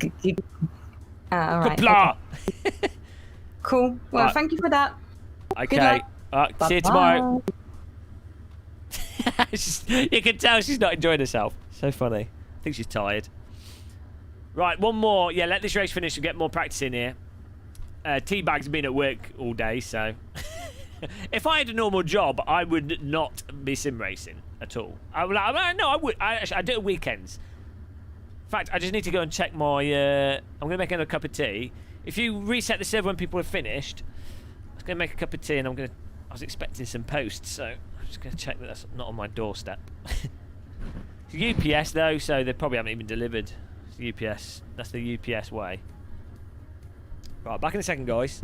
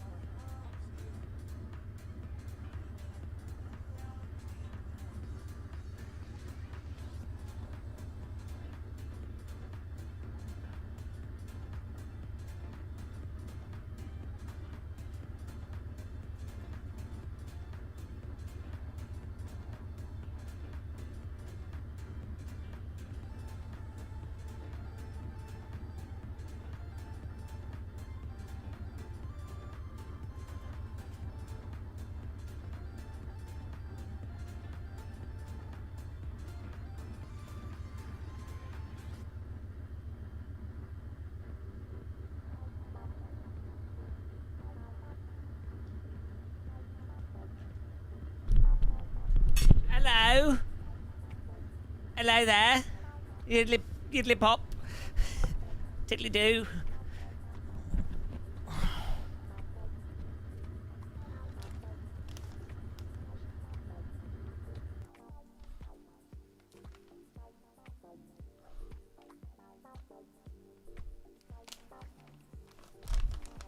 Right, we serve it back up. I've got some dark chocolate here. Lily O'Brien's Lily O'Brien's 70% cocoa Belgian dark chocolate. Yes.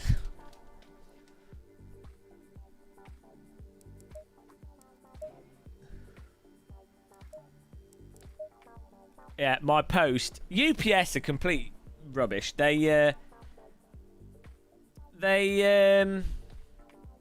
They're like, oh yes, we're delivering today.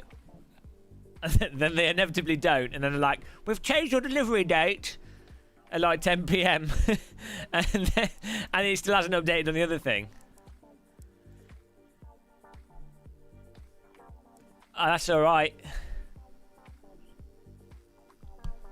Right. Can you make it nice and sunny? Why do we have to be driving in terrible weather?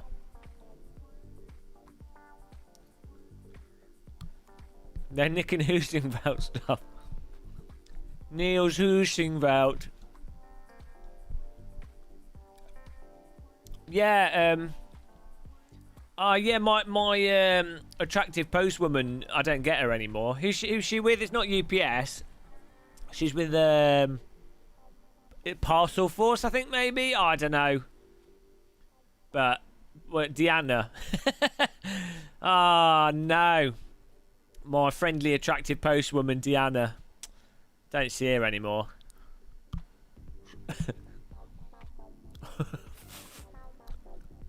Oh, you restarted it. Thank you.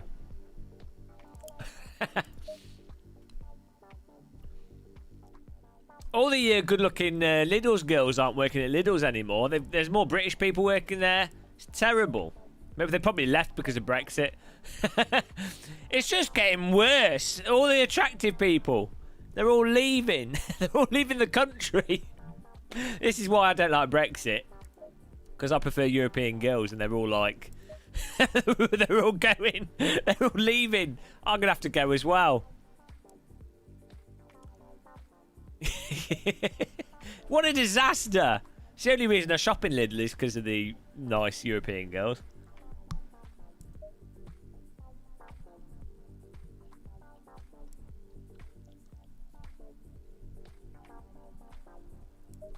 Oh, well, maybe we'll get them. They'll be like nice Chinese people.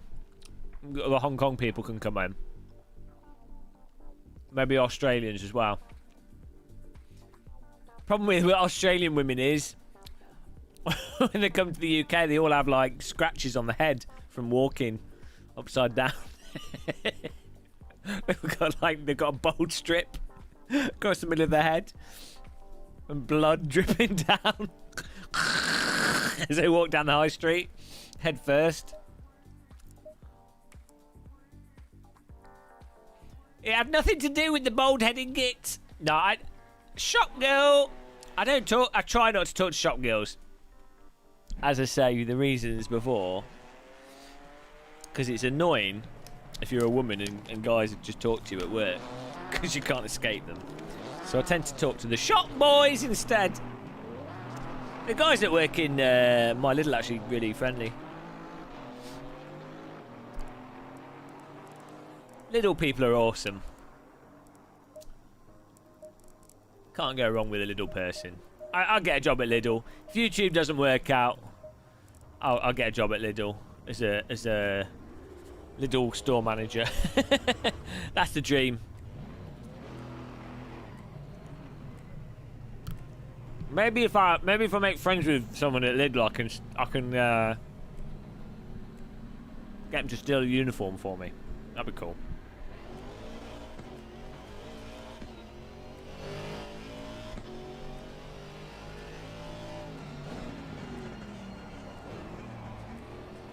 Doing like a Murray Walker. In these difficult times, remember to keep 2 meters apart. Oh no! An elderly pensioner has contracted COVID on aisle number 4. It's a disaster. Is it? Is it?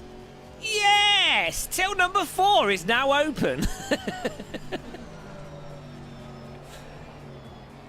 Everyone would love my Lidls.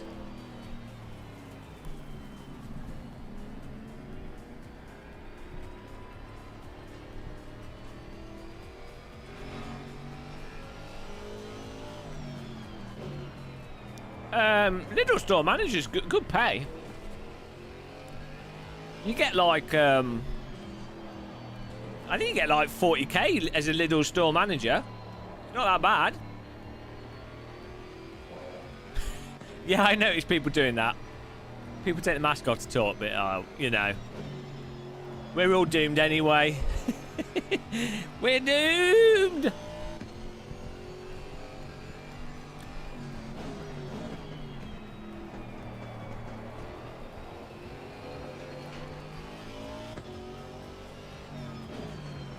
Chris Bow. Yeah, I hope so. If it wasn't for the bloody chronic fatigue, I'd be glad that I got it out of the way. I better be immune.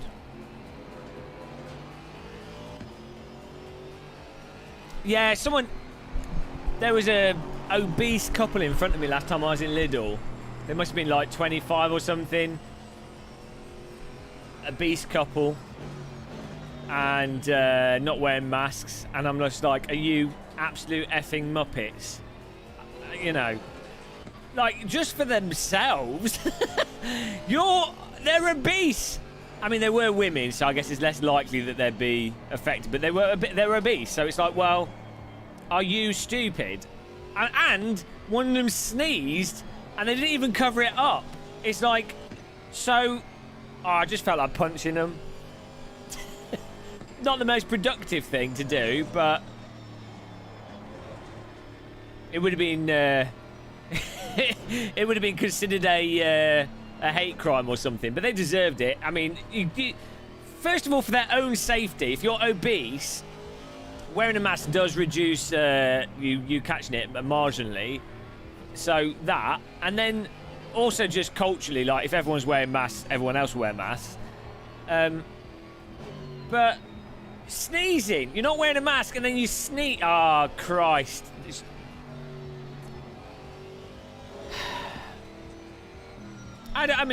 thing is, I don't have a problem. People can get overweight for loads of reasons, and you know, mental health problems. They might just not have a good plan. They might not have much time, for food planning. I mean, I'm slightly overweight. You know,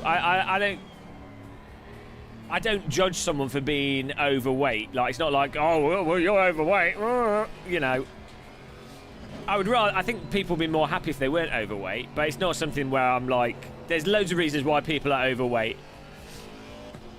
It just is. It is what it is. It's more that you're at risk, so why not take more precautions? Because if you do catch it and you do have bad symptoms, you're probably going to die. So maybe, you know, it's more out of consideration for them and other people that they're going to kill. That's why it's annoying.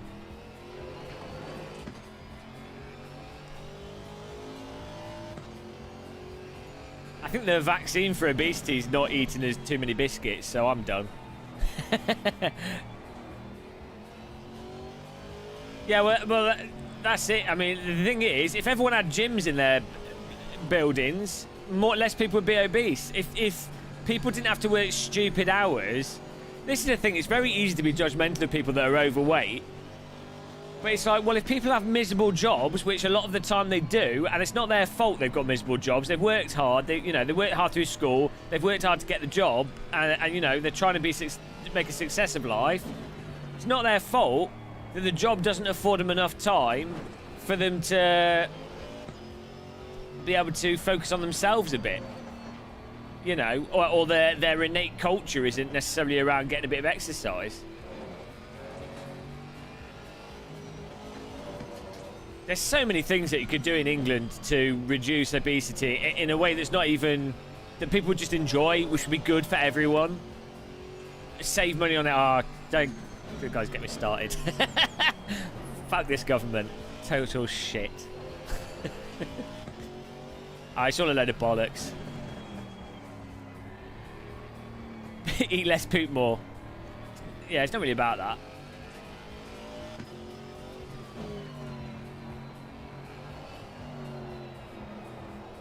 What lap time did I have?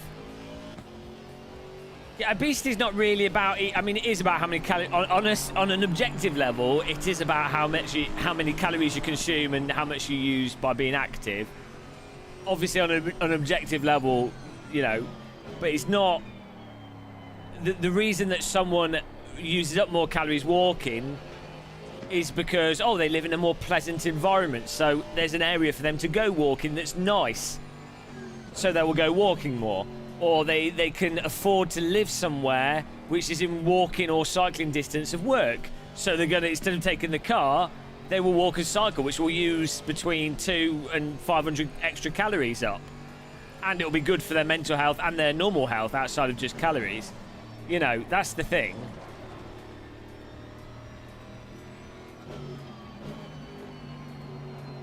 I mean, like, I would definitely be way fatter than I am if I had a car.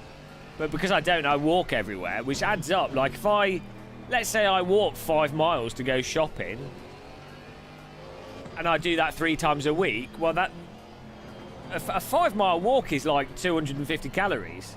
And if you've got a backpack full of your shopping in, it's probably more. So that's actually quite a lot of calories added up. If I haven't changed my diet at all, you know.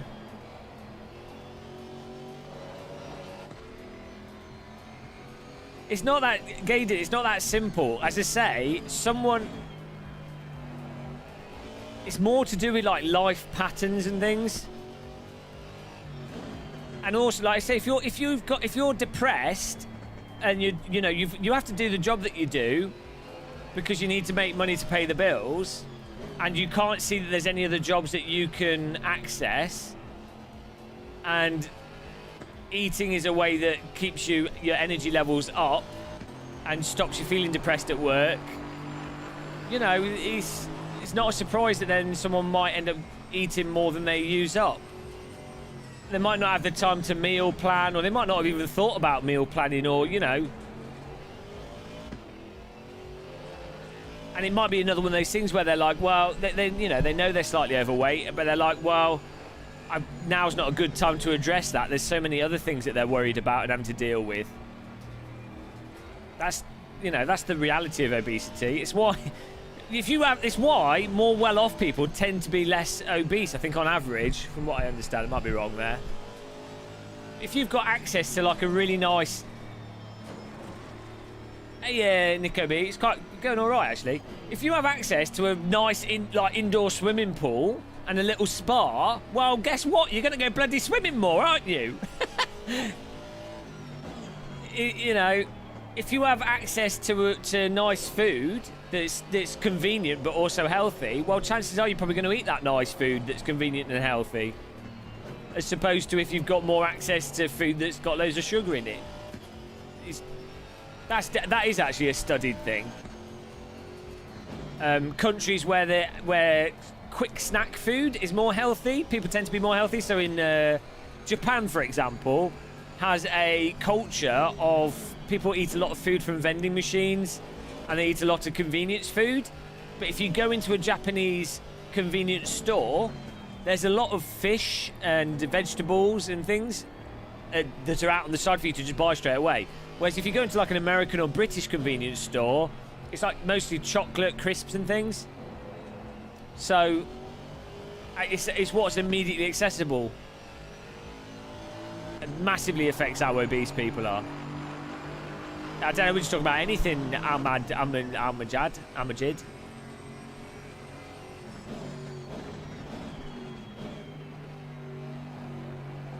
But I mean, a good example is, right, only recently have I had enough money to be able to afford to like go to a swimming pool when I feel like it, or go to a gym when I feel like it.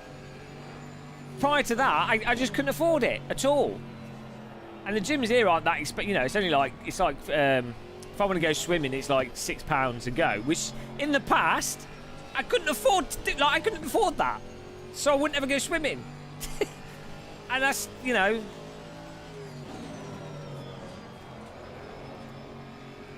a lot of people are in that situation where, like, you know, £5 once or twice a week is it's a lot of money.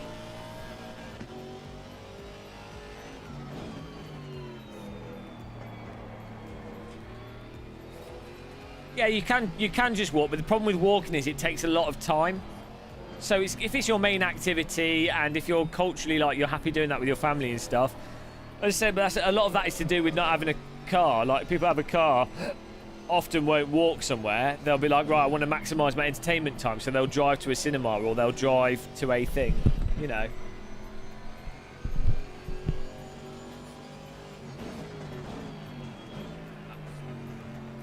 Also, not everyone enjoys just walking around the countryside. Not everyone's obsessed with grass.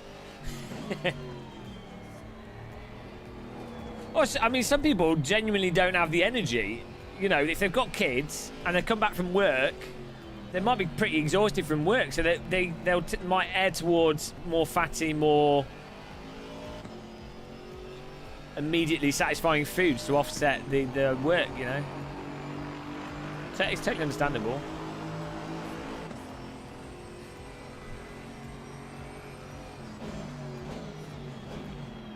I don't know if this corner... Oh, yeah, I need to take traction control off. Get a hang of this.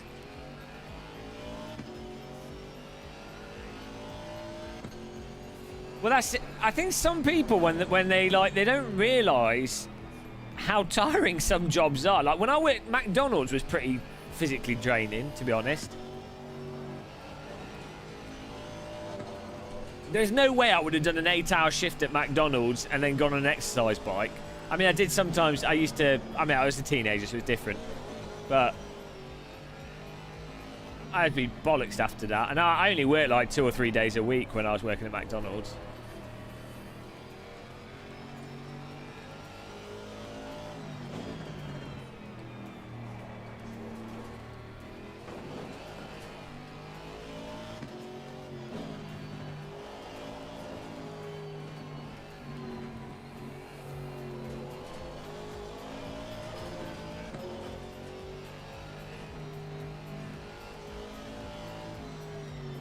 How stiff my setup is.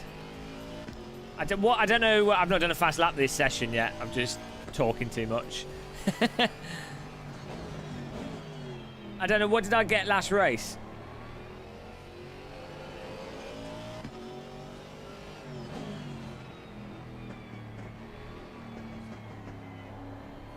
Yeah, no, I mean, I feel really lucky with the YouTube thing in that because I get to do what I want. It can be as mentally stimulating as I want it to be. Like, I could I could do like the Logitech rap video, or I could just decide to live stream. No brain power required for live streaming.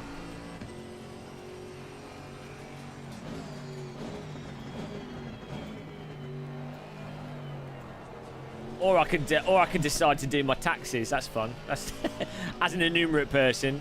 That's always hype. I appreciate it. I've had quite a few compliments on my Logitech rap video. I should have obviously become a rap artist. Well, that's not quick. Yeah, I think traction control on is probably a better idea for me. Given how brick-like I am on my accelerator pedal. Pushing Veld song. Pushing Veld engineering. Hello, old Matty Howe.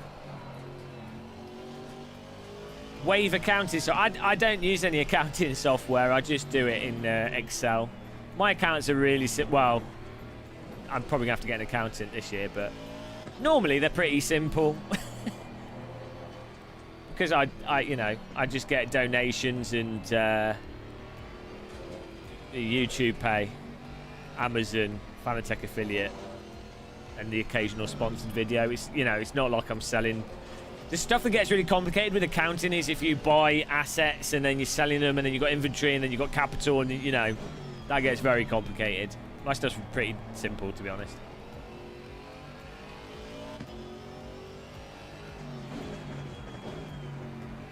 Sage. I have used Sage. I hated it.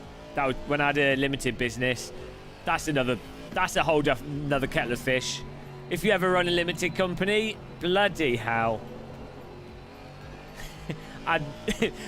Pro tip, don't ever run a limited company without an accountant, guys. Pro tip. Bloody hell.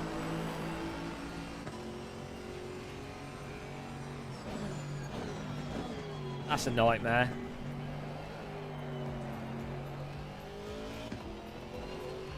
VAT registered limited company without an accountant. You might as well just put your face in a microwave.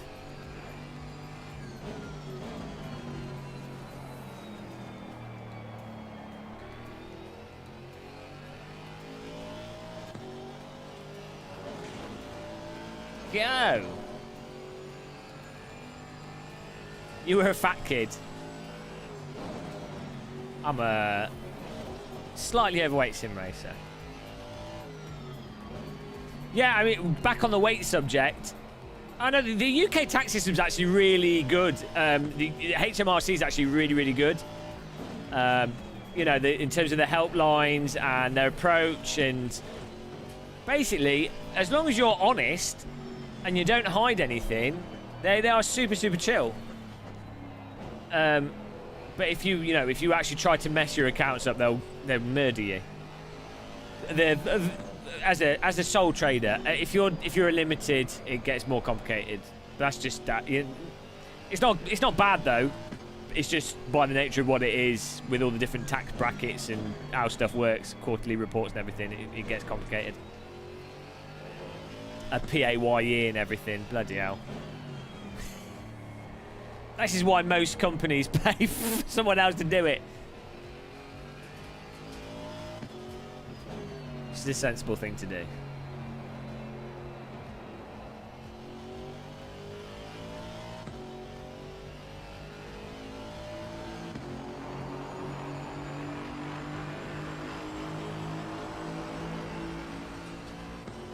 Yeah, all my income and everything goes through computers, so I don't have any cash in hand.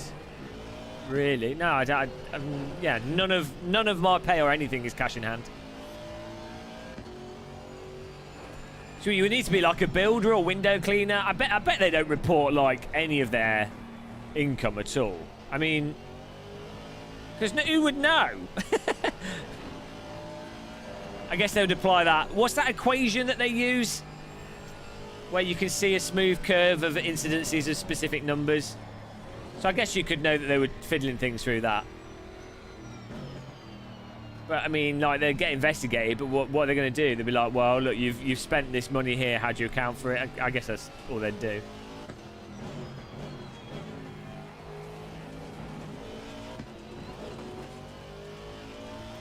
Yeah, what's the equation called, guys? Is it Bernard's equation or something? There's a mathematical equation you can apply to stuff. And it's basically that you see an incidence of 1s, 2s, 3s. There's a curve to the shape of numbers. And you can use it to when people are filing accounts, or when you're looking at the spread of things, you can tell if numbers are being manipulated because the curve is the wrong shape. I forgot what it's called. It's really interesting, actually. It's worth reading about. Unfortunately, I can't remember the names of anything, so I'm the worst person. Lauren's equation, there you go. Where did I get Bernard's equation from? Yeah, Lauren's equation sounds right. It'd be good if my brain worked, so I could remember the names of things.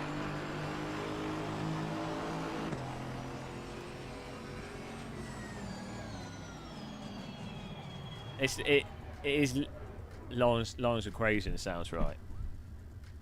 Let's see. It's the Gamer Muscle's a moron equation. It's the Gamer Muscle can't remember the words of anything, the names of anything equation. No, not chaos theory.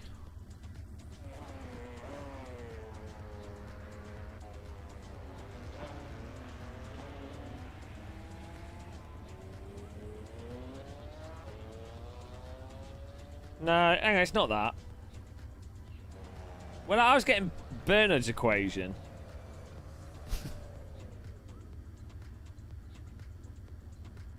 Was I right?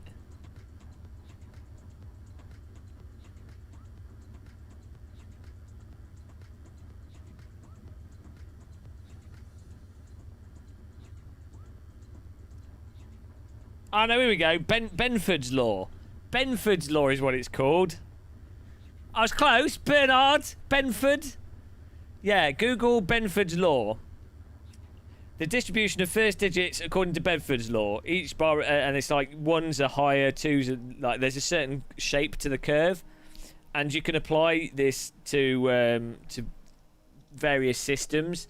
And you tend to find this same shape. Same distribution of numbers, and it can be used as a way to see if people have manipulated various things, because you tend to find this same curve on everything, on a lot of things, not on everything. Right.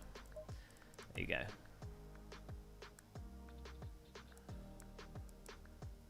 Right.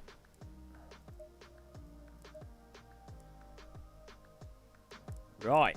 Let's go driving here. Let's get a bit more practice here.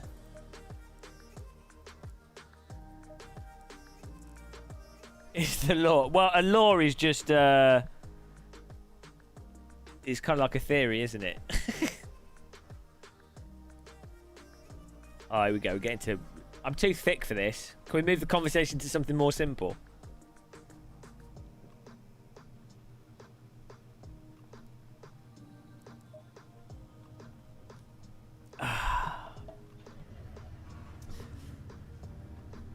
Yeah, it seems to be running a bit better, but I don't know if it's running better because I've overclocked my computer or if it's been polished a bit more. Look at that helicopter on the right there. Owen Middleton, I don't know, like, the scientific definition of a theory versus the definition of a law. I'm not sure on the semantics of it.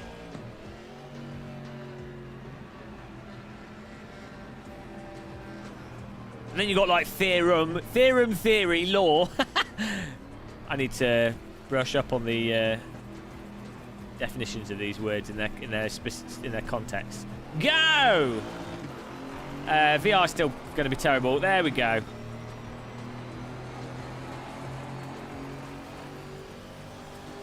Nice driving, guys. That's correct. Just drive straight into each other.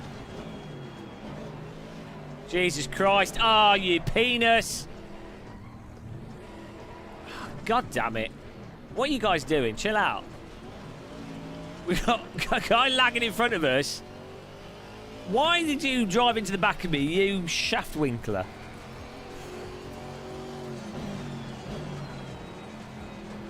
The theory of gamermuscle's law is that there's a statistical likelihood of... Ah, oh, Jesus Christ, you guys. Oh, my giddy aunt. Oh, God. In every T1, there's going to be a total pile-up.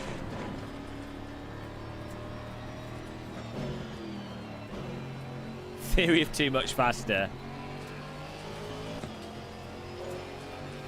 Yeah, I could see that your internet was dying by the fact your car was warping all over the place. That's how he's got a lag switch.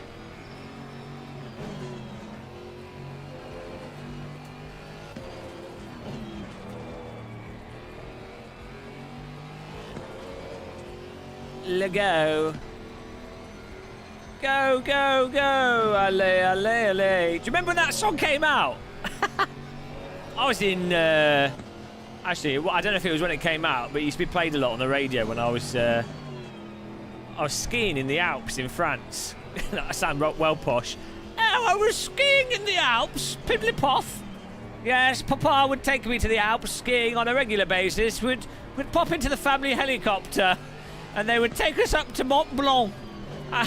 And we would ski down. It was rather delightful. Tiddly-pop.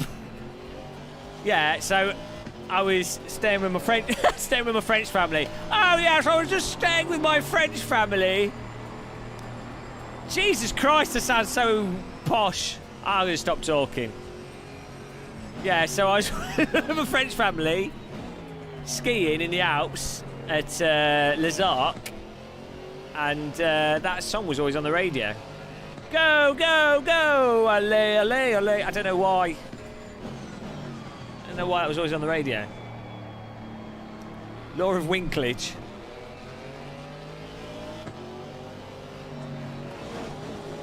I've lost all credibility as someone that's down to earth and somewhat middle class now. Oh, skiing! When I was at school, anyone that went skiing was obviously like super rich. Especially if you lived in I lived in the middle of the UK, in the Midlands. There's no skiing near there, so you'd have to go to France. And you know, in winter, France. Yes, my servants. Fetch me a warm cup of tea. I demand it. Yeah, well, that's it. If you live in like, if you live near the Alps or in Norway or these cold places, cross-country skiing and stuff, and skiing in general is normal. Skiing where I was, it was not normal. I mean, I guess you had Tamworth Snowdome, but that's pretty limited in what you can do there. And you had dry ski slopes. Again, the dry ski slopes are shit, so... Exactly electric. I brought it up. I was dreaming about Tamworth Snowdome last night, actually. So I was dreaming that they'd added another ski slope. It was really weird. Totally normal dream to have. Hello, Pixel Therapy. Yeah, I voted for the for UKIP whilst I was skiing. Are you saggy nipple? Oh, we somehow caught that. What are you doing? Who's that? Eurydice, you penis.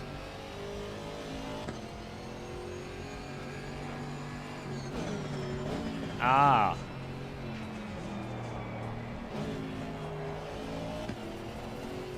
Southern Norway.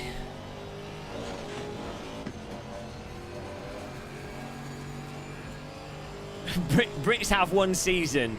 Rain. What? Ah, that's what you get for choosing the KTM crossbow. Binned.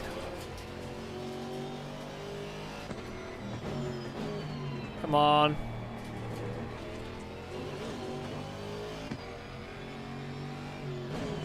Yeah, my dustbins have been blown across the street. Oh well. Hey, it's been quite a warm summer though. This has not been too bad for summer. I mean, I've definitely got use out of my aircon, so... Thanks, global warming. Technically weather, not global warming, but I'm sure it contributed to it to some degree.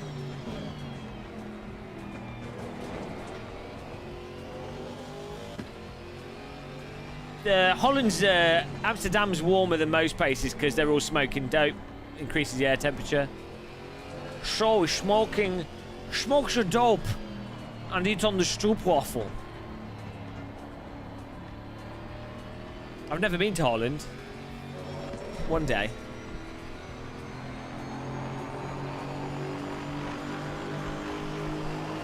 Well, that's good. 365 years, there's going to be no rainy days in Holland, and they'll all...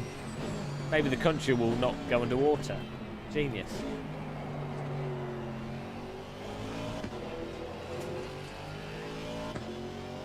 Fake winter equals rain. Stereotype Dutchy. I don't really know any Dutch people. Oh, no, well, I don't really know them. I've talked to one Dutch YouTuber and Tormented Niels in live chat. That's it. Those are the only Dutch people.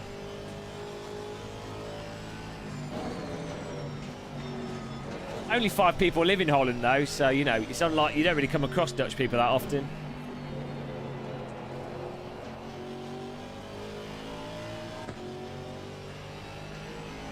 Oh, man, a pancake would be nice.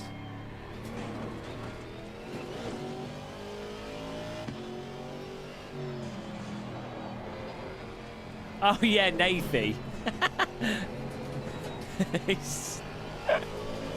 I mean, it'd be awesome to meet him. He's pretty young though. I think he's like 25 or something. Or maybe he just looks young.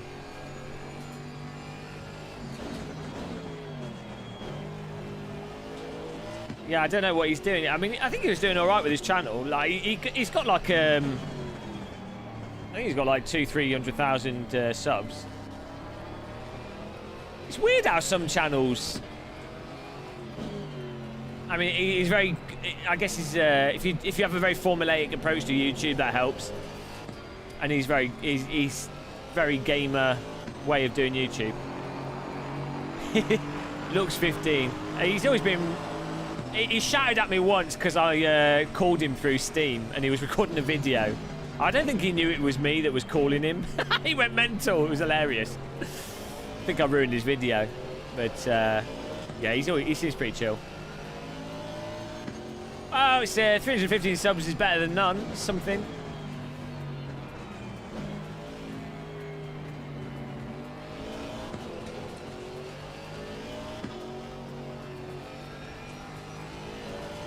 All the Dutch are waking up from their smoking coma. Sure, we wake up at midnight and go for a smoke in town.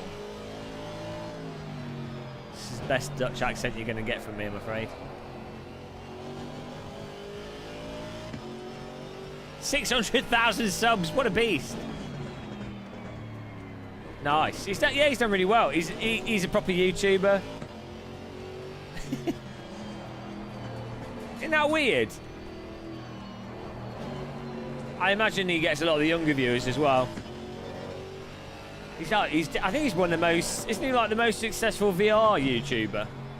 VR focused YouTuber.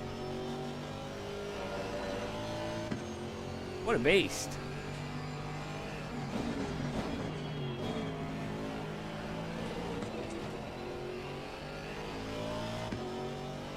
More like Sean Connery.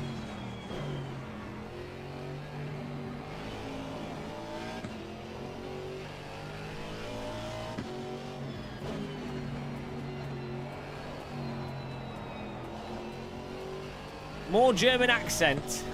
Hammer! Whose birthday is it?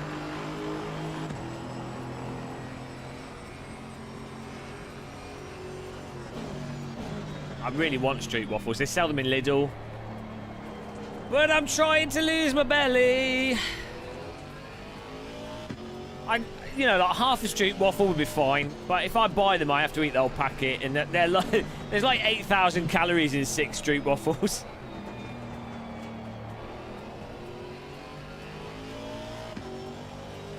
Maxine was telling me about caramel-filled street waffles. Ah, it sounds so good. That's what we need.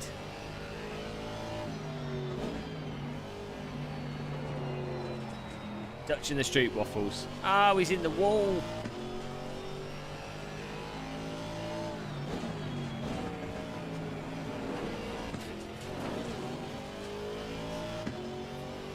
Yeah, that's right. I try not to buy biscuits.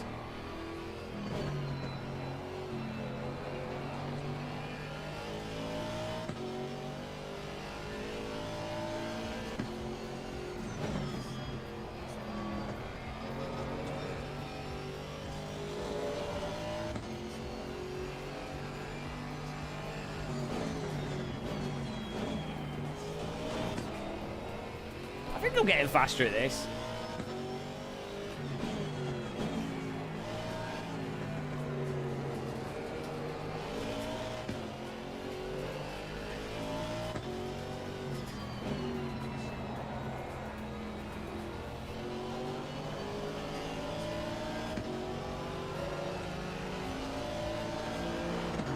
I watched a submarine film recently. I don't know what it's called. It's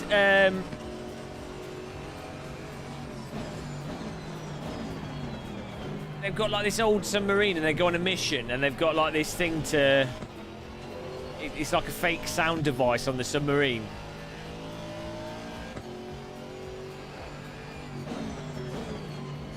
Don't know what it was called. It was weird though. It was not a very good film.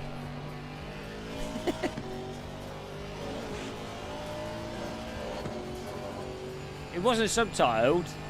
It was American. Maybe it was really bad. Like the story was stupid. It was like weirdly. Yeah, I don't know. My brain's erased most of it because it was that weird. I can't even remember. It was awful. I mean, it was all right. It was entertaining. It was good that it was entertaining, but it was actually just stupid. I can't remember it, so I don't know why I brought it up. Brain's gone to mush. The Marine 2 submarine.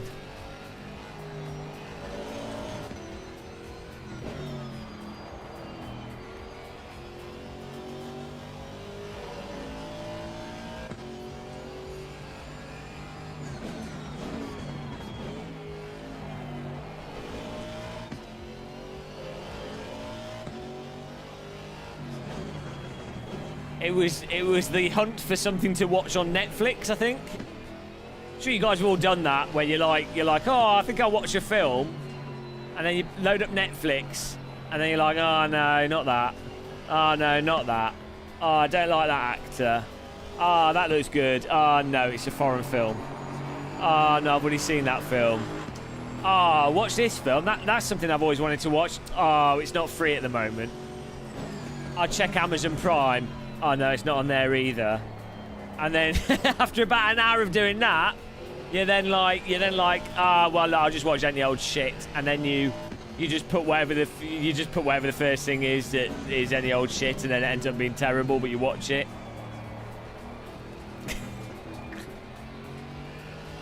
The old Netflix journey. There's never anything you want to watch on Netflix until that one random time when you're not actually looking for something to watch on Netflix, and it's like advertised or it's on the main menu, but you're like busy and you can't watch it. And by the time you've got time to watch it, it's no longer there. That's how Netflix works. It's all a trick. Yeah, I always watch Star Trek when I don't know what to watch. Star Trek Next Generation, Voyager. I've finished Deep Space Nine.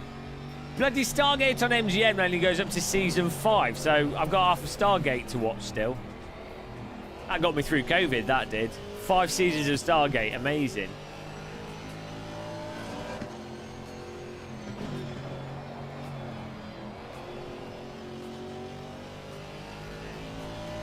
Problem with Next Generation is you have all those stupid Worf episodes with his kid in the halfway through.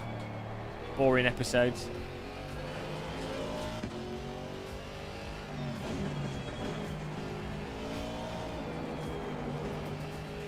I like Beverly Crusher. It's all right.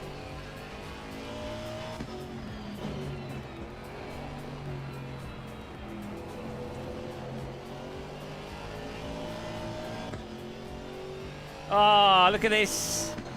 7th place, guys. I have watched Picard. Yeah, it's not very good, is it? It's okay. It's really shitty writing. Dumb writing. Really dumb. I won't ruin it. It's dumb though. I've got a couple of friends who always hunt for stuff on Netflix, so I never have a sub. Or only get a sub to watch the list. Accumulated things to recommend. Where are you, Chili Dog? I got punted at the start by some baboon. What's this music about? Oh yeah! Oh, it's fitness. Driving my car. Whoa! 7th place. AC.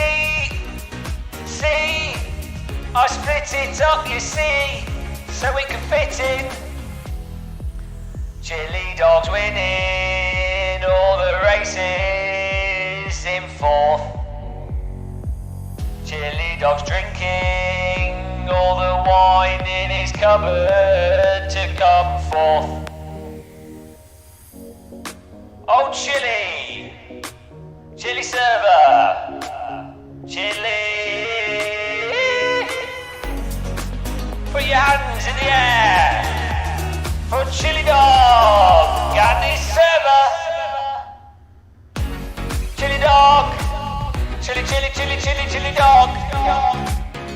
Mr. Dog that's chilly. Chilly. I'm too tired for that. That's a Chili Dog song. Sound of summer. Put your hands in the air. Chili won't care. Getting mental. Oh, too tired. It's 11 PM. It's bedtime. Sick vibes. Chili.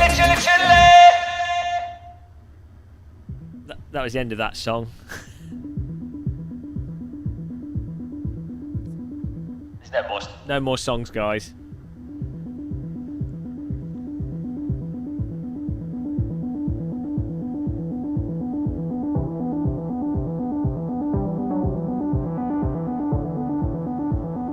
That's not a singing song.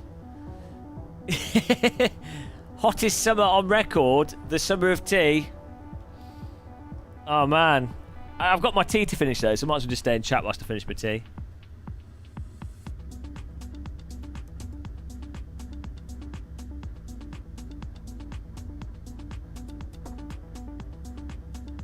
This is like a car advert song.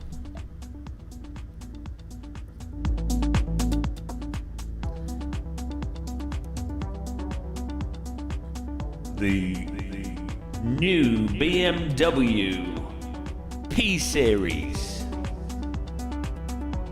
The car that looks after you. Smooth driving. Automatic lights. Automatic windscreen wipers. The BMW P-Series.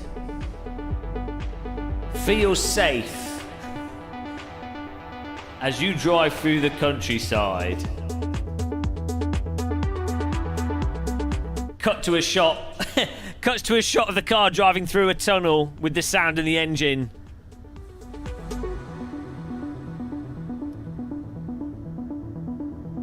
Yeah, you know how it goes.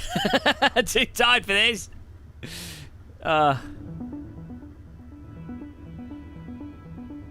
It'll probably be terrible. Don't hype games, they're always terrible. The ultimate driving experience. Feel the power of the BMW Splobbity Bob car.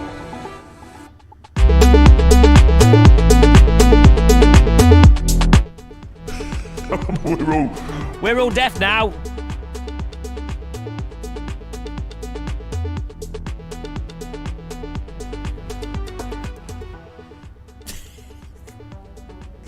An Audi technician. Sick beats.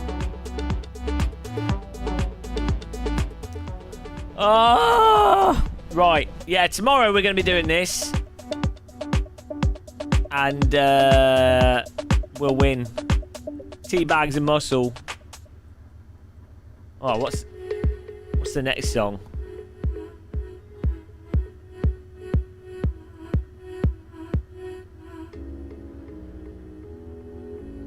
Game of Muscle getting Skoda City Go-Go. You sound so excited. Well, I will. I mean, I'll have had a cup of tea. I'm going to go to Lidl and pick up some biscuits, so I'll be hyped. It's all about the biscuit hype. I think we can get a good result.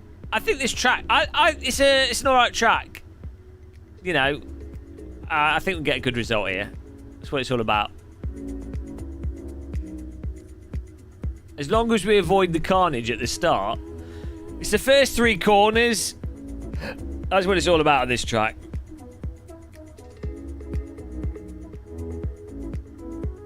Lidl shuts at 9 PM. Thanks for forcing you. I'll just keep twiddling my volume knob here. You've done something good. Can you believe it? No, I'm waiting for the lawsuit. This is the new track to hate. It's an alright circuit. It's got grass either side of it. What more could you want from a racetrack? Tarmac, grass, Armco without a stupid runoff. No silly painted stuff. It's a nice info. Let's have a little tour of the track whilst we're here. How do I change view on the keyboard? What's There we go. Look at this. It's a nice little... Look at... Got tents on the inside. Glamping. Bloody hell, getting gear. Yeah, tomorrow at 8 p.m, which will be good. I'll be awake because I'm going to bed at normal time, so that'll be nice. I won't be exhausted. Last race, I was knackered. I was so tired last race. I'd been up since like 4 in the morning, so that's good. So I'll be at peak. I'll be at peak performance. I'm expecting Teabags to be at peak performance as well. So it'll be good. Maybe we'll fly to the track beforehand in Microsoft Flight Sim. Where is this track in Holland? Oh, no, this is Hungary, isn't it? Or is it not? Oh, God, where is this track? I don't know where we are.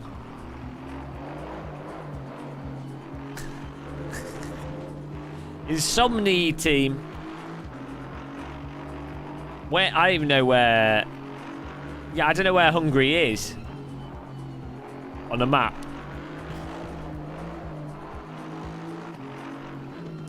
Ring Holland. Yeah, you know, yeah, they're trying to trick you with the track names.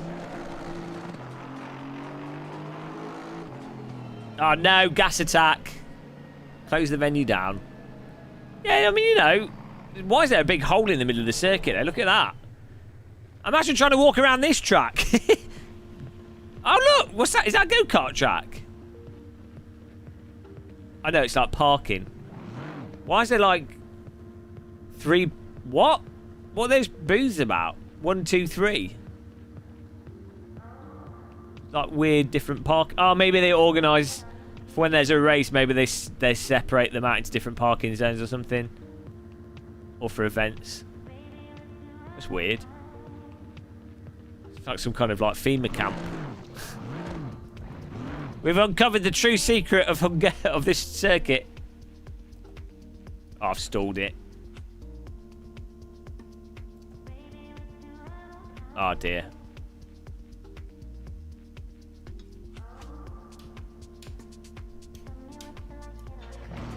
Oh, there we go.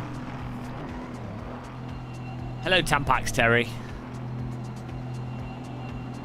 Look at these nice little trees there on the left. That looks like a golf course. That's a nice area to stand and watch. Spectators are kind of all on one side, which is a bit weird.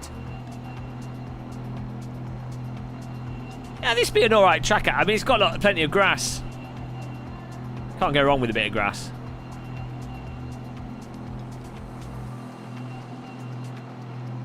The ex-parents' house.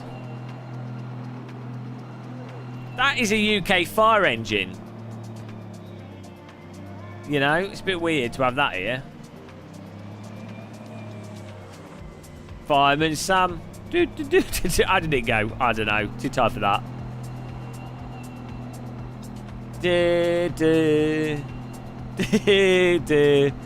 Always reminds me of that song. You know the one, guys? Everybody wants to rule the world. That song. For some reason, Fireman Sam reminds me of that. Don't know why. What? That guy's got smoke coming out of his arse.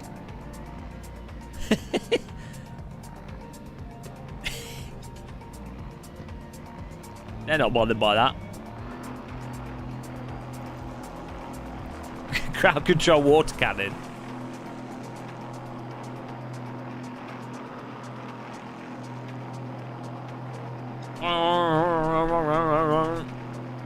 Tears for Fears, yes.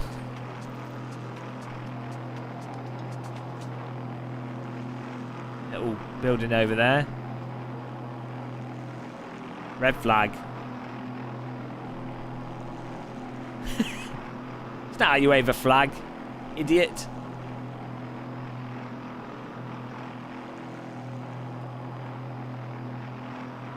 This is actually my race pace.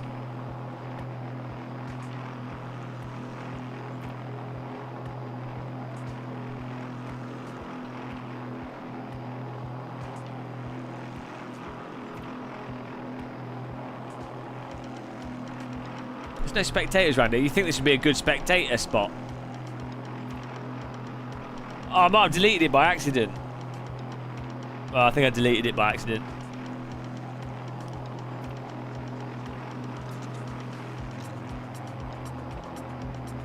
This is very much like Euro Truck Sim. What's vexophobia?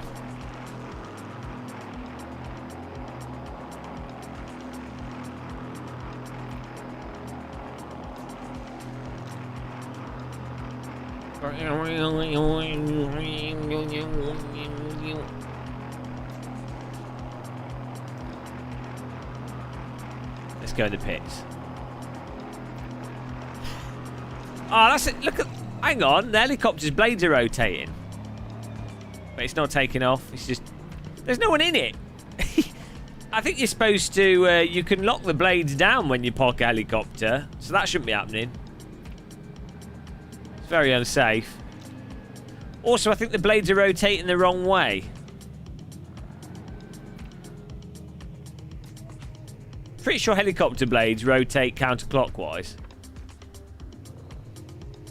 Someone Google that, guys. Hang on, now they've changed direction. Oh, no, it's one of those optical illusions. It's like that ballerina with its legs spinning around.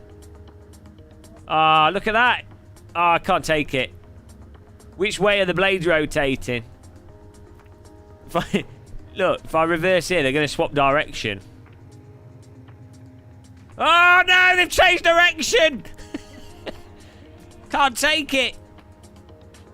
Now, if I go this way, watch, they're going to flop around again.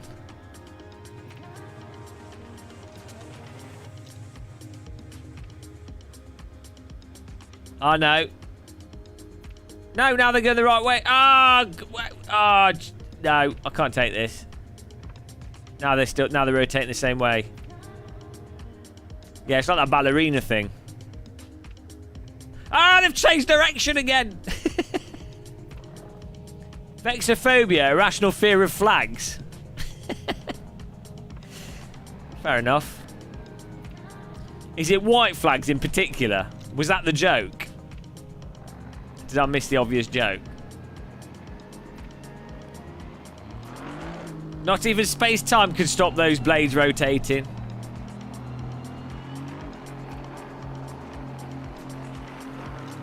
People are afraid of everything. Ah, can we drive into these pit boxes? Oh, which is my pit box? I like how in Live for Speed on BLGP you can drive through the pit box into the car park behind.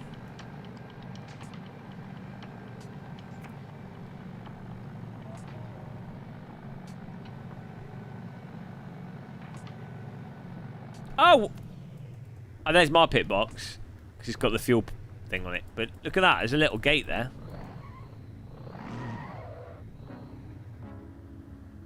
Check that out. See if we can fit the car down there. Yes, we can. We barge our way through the gate. I bet there's an invisible wall. And I'll be very disappointed if there is. But I think there will be. Guys in chat. Invisible wall or no invisible wall? Cast your vote on the walkway and toilet invisible wall question. Who's voting invisible wall? 1 for invisible wall, 2 for no invisible wall.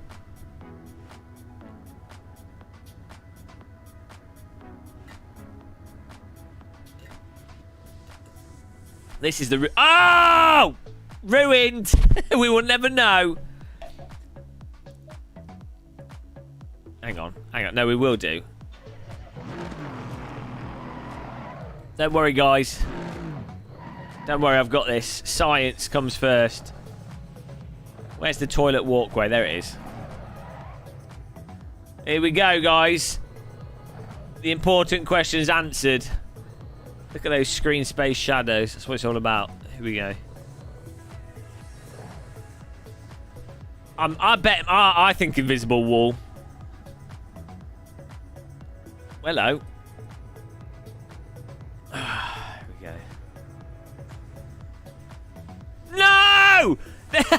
You can't even... There's an invisible wall straight away. Well, that's bollocks. Can't even get into it. Ah, what a piss take.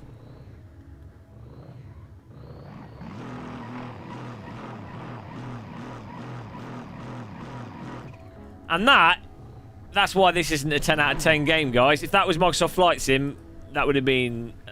you could have gone in there. Can I even go in these pit lane boxes? No! What? That's a bit cheap. Invisible wall wins. Woo! Hang on. I was going to say maybe we could reverse into it. Maybe my pit box is summy. I mean, the reason to do that from a development standpoint is there's probably like, if you had each one being open, you'd have to have collision meshes on them all, but also it's the kind of situation where a car gets knocked into it and then it starts going...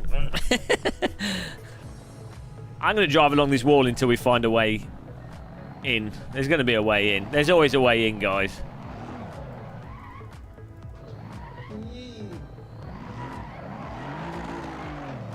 Thanks for subscribing to the Invisible Wall Test channel.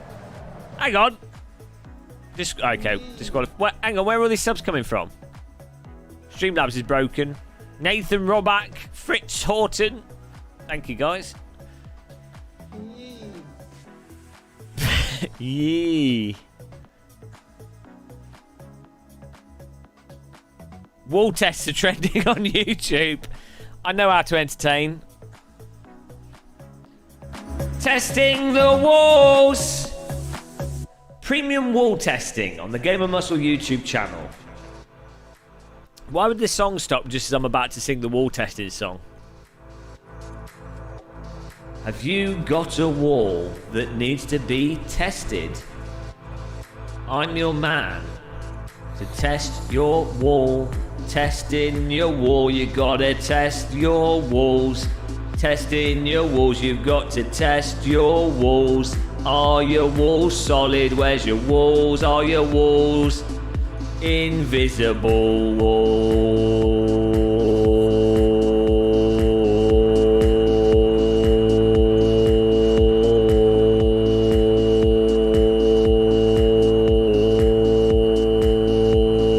It'd be nice if the song changed. Invisible walls, are your walls invisible? Where's your walls, are they invisible? Check your walls, test your walls. Where's your walls, are they invisible? Invisible. Song, what's going on? I've lost my mind. Sounded a bit like an Orbital track, that. Invisible walls. Oh, stupid song. Invisible walls. Oh, God. Another brick in the wall. The Invisible Wall song. #1 hit for sure. Right, I've gone mental. Right, night, guys. Night. I'm off to jump off a bridge. I need to go outside and do something really important. Checking the walls to see if they are invisible. Invisible walls. Walls ice cream. Invisible ice cream. What is going on? Right, I'm done. Invisible walls. Bloody hell. I'll see you guys tomorrow, 8 PM. I might see you before for some flight simming. And we'll do, maybe we could do some invisible wall testing the walls. Invisible walls in Microsoft Flight Simulator. Who knows what we'll be doing? We could be doing anything. Yeah, take care, everyone. Off to the credit screen. Oh, do you even do this? Credits. There we go. There we go. What's happened in the credits? The stream has ended. Oh, thank you. Thank you for taking part. Thank you. The credits have been read by the credit worm. Now, random call sign donated. Thank you very much. Appreciate that. I'll use that for some more soil. Subscriptions from Marcus Samo, Anders Lima, Fritz Hilton, Nathan Raback, Simon Says 83, and Exxon Freddick. Thank you. I'll go back to digging up the soil, eating the soil every day, go outside, I find the soil, I like my soft soil, eat the soil, poo the soil out, eat more soil. That's what I do every single day. Right, that's that. We're done. We're done. Woo! Have a good night, guys.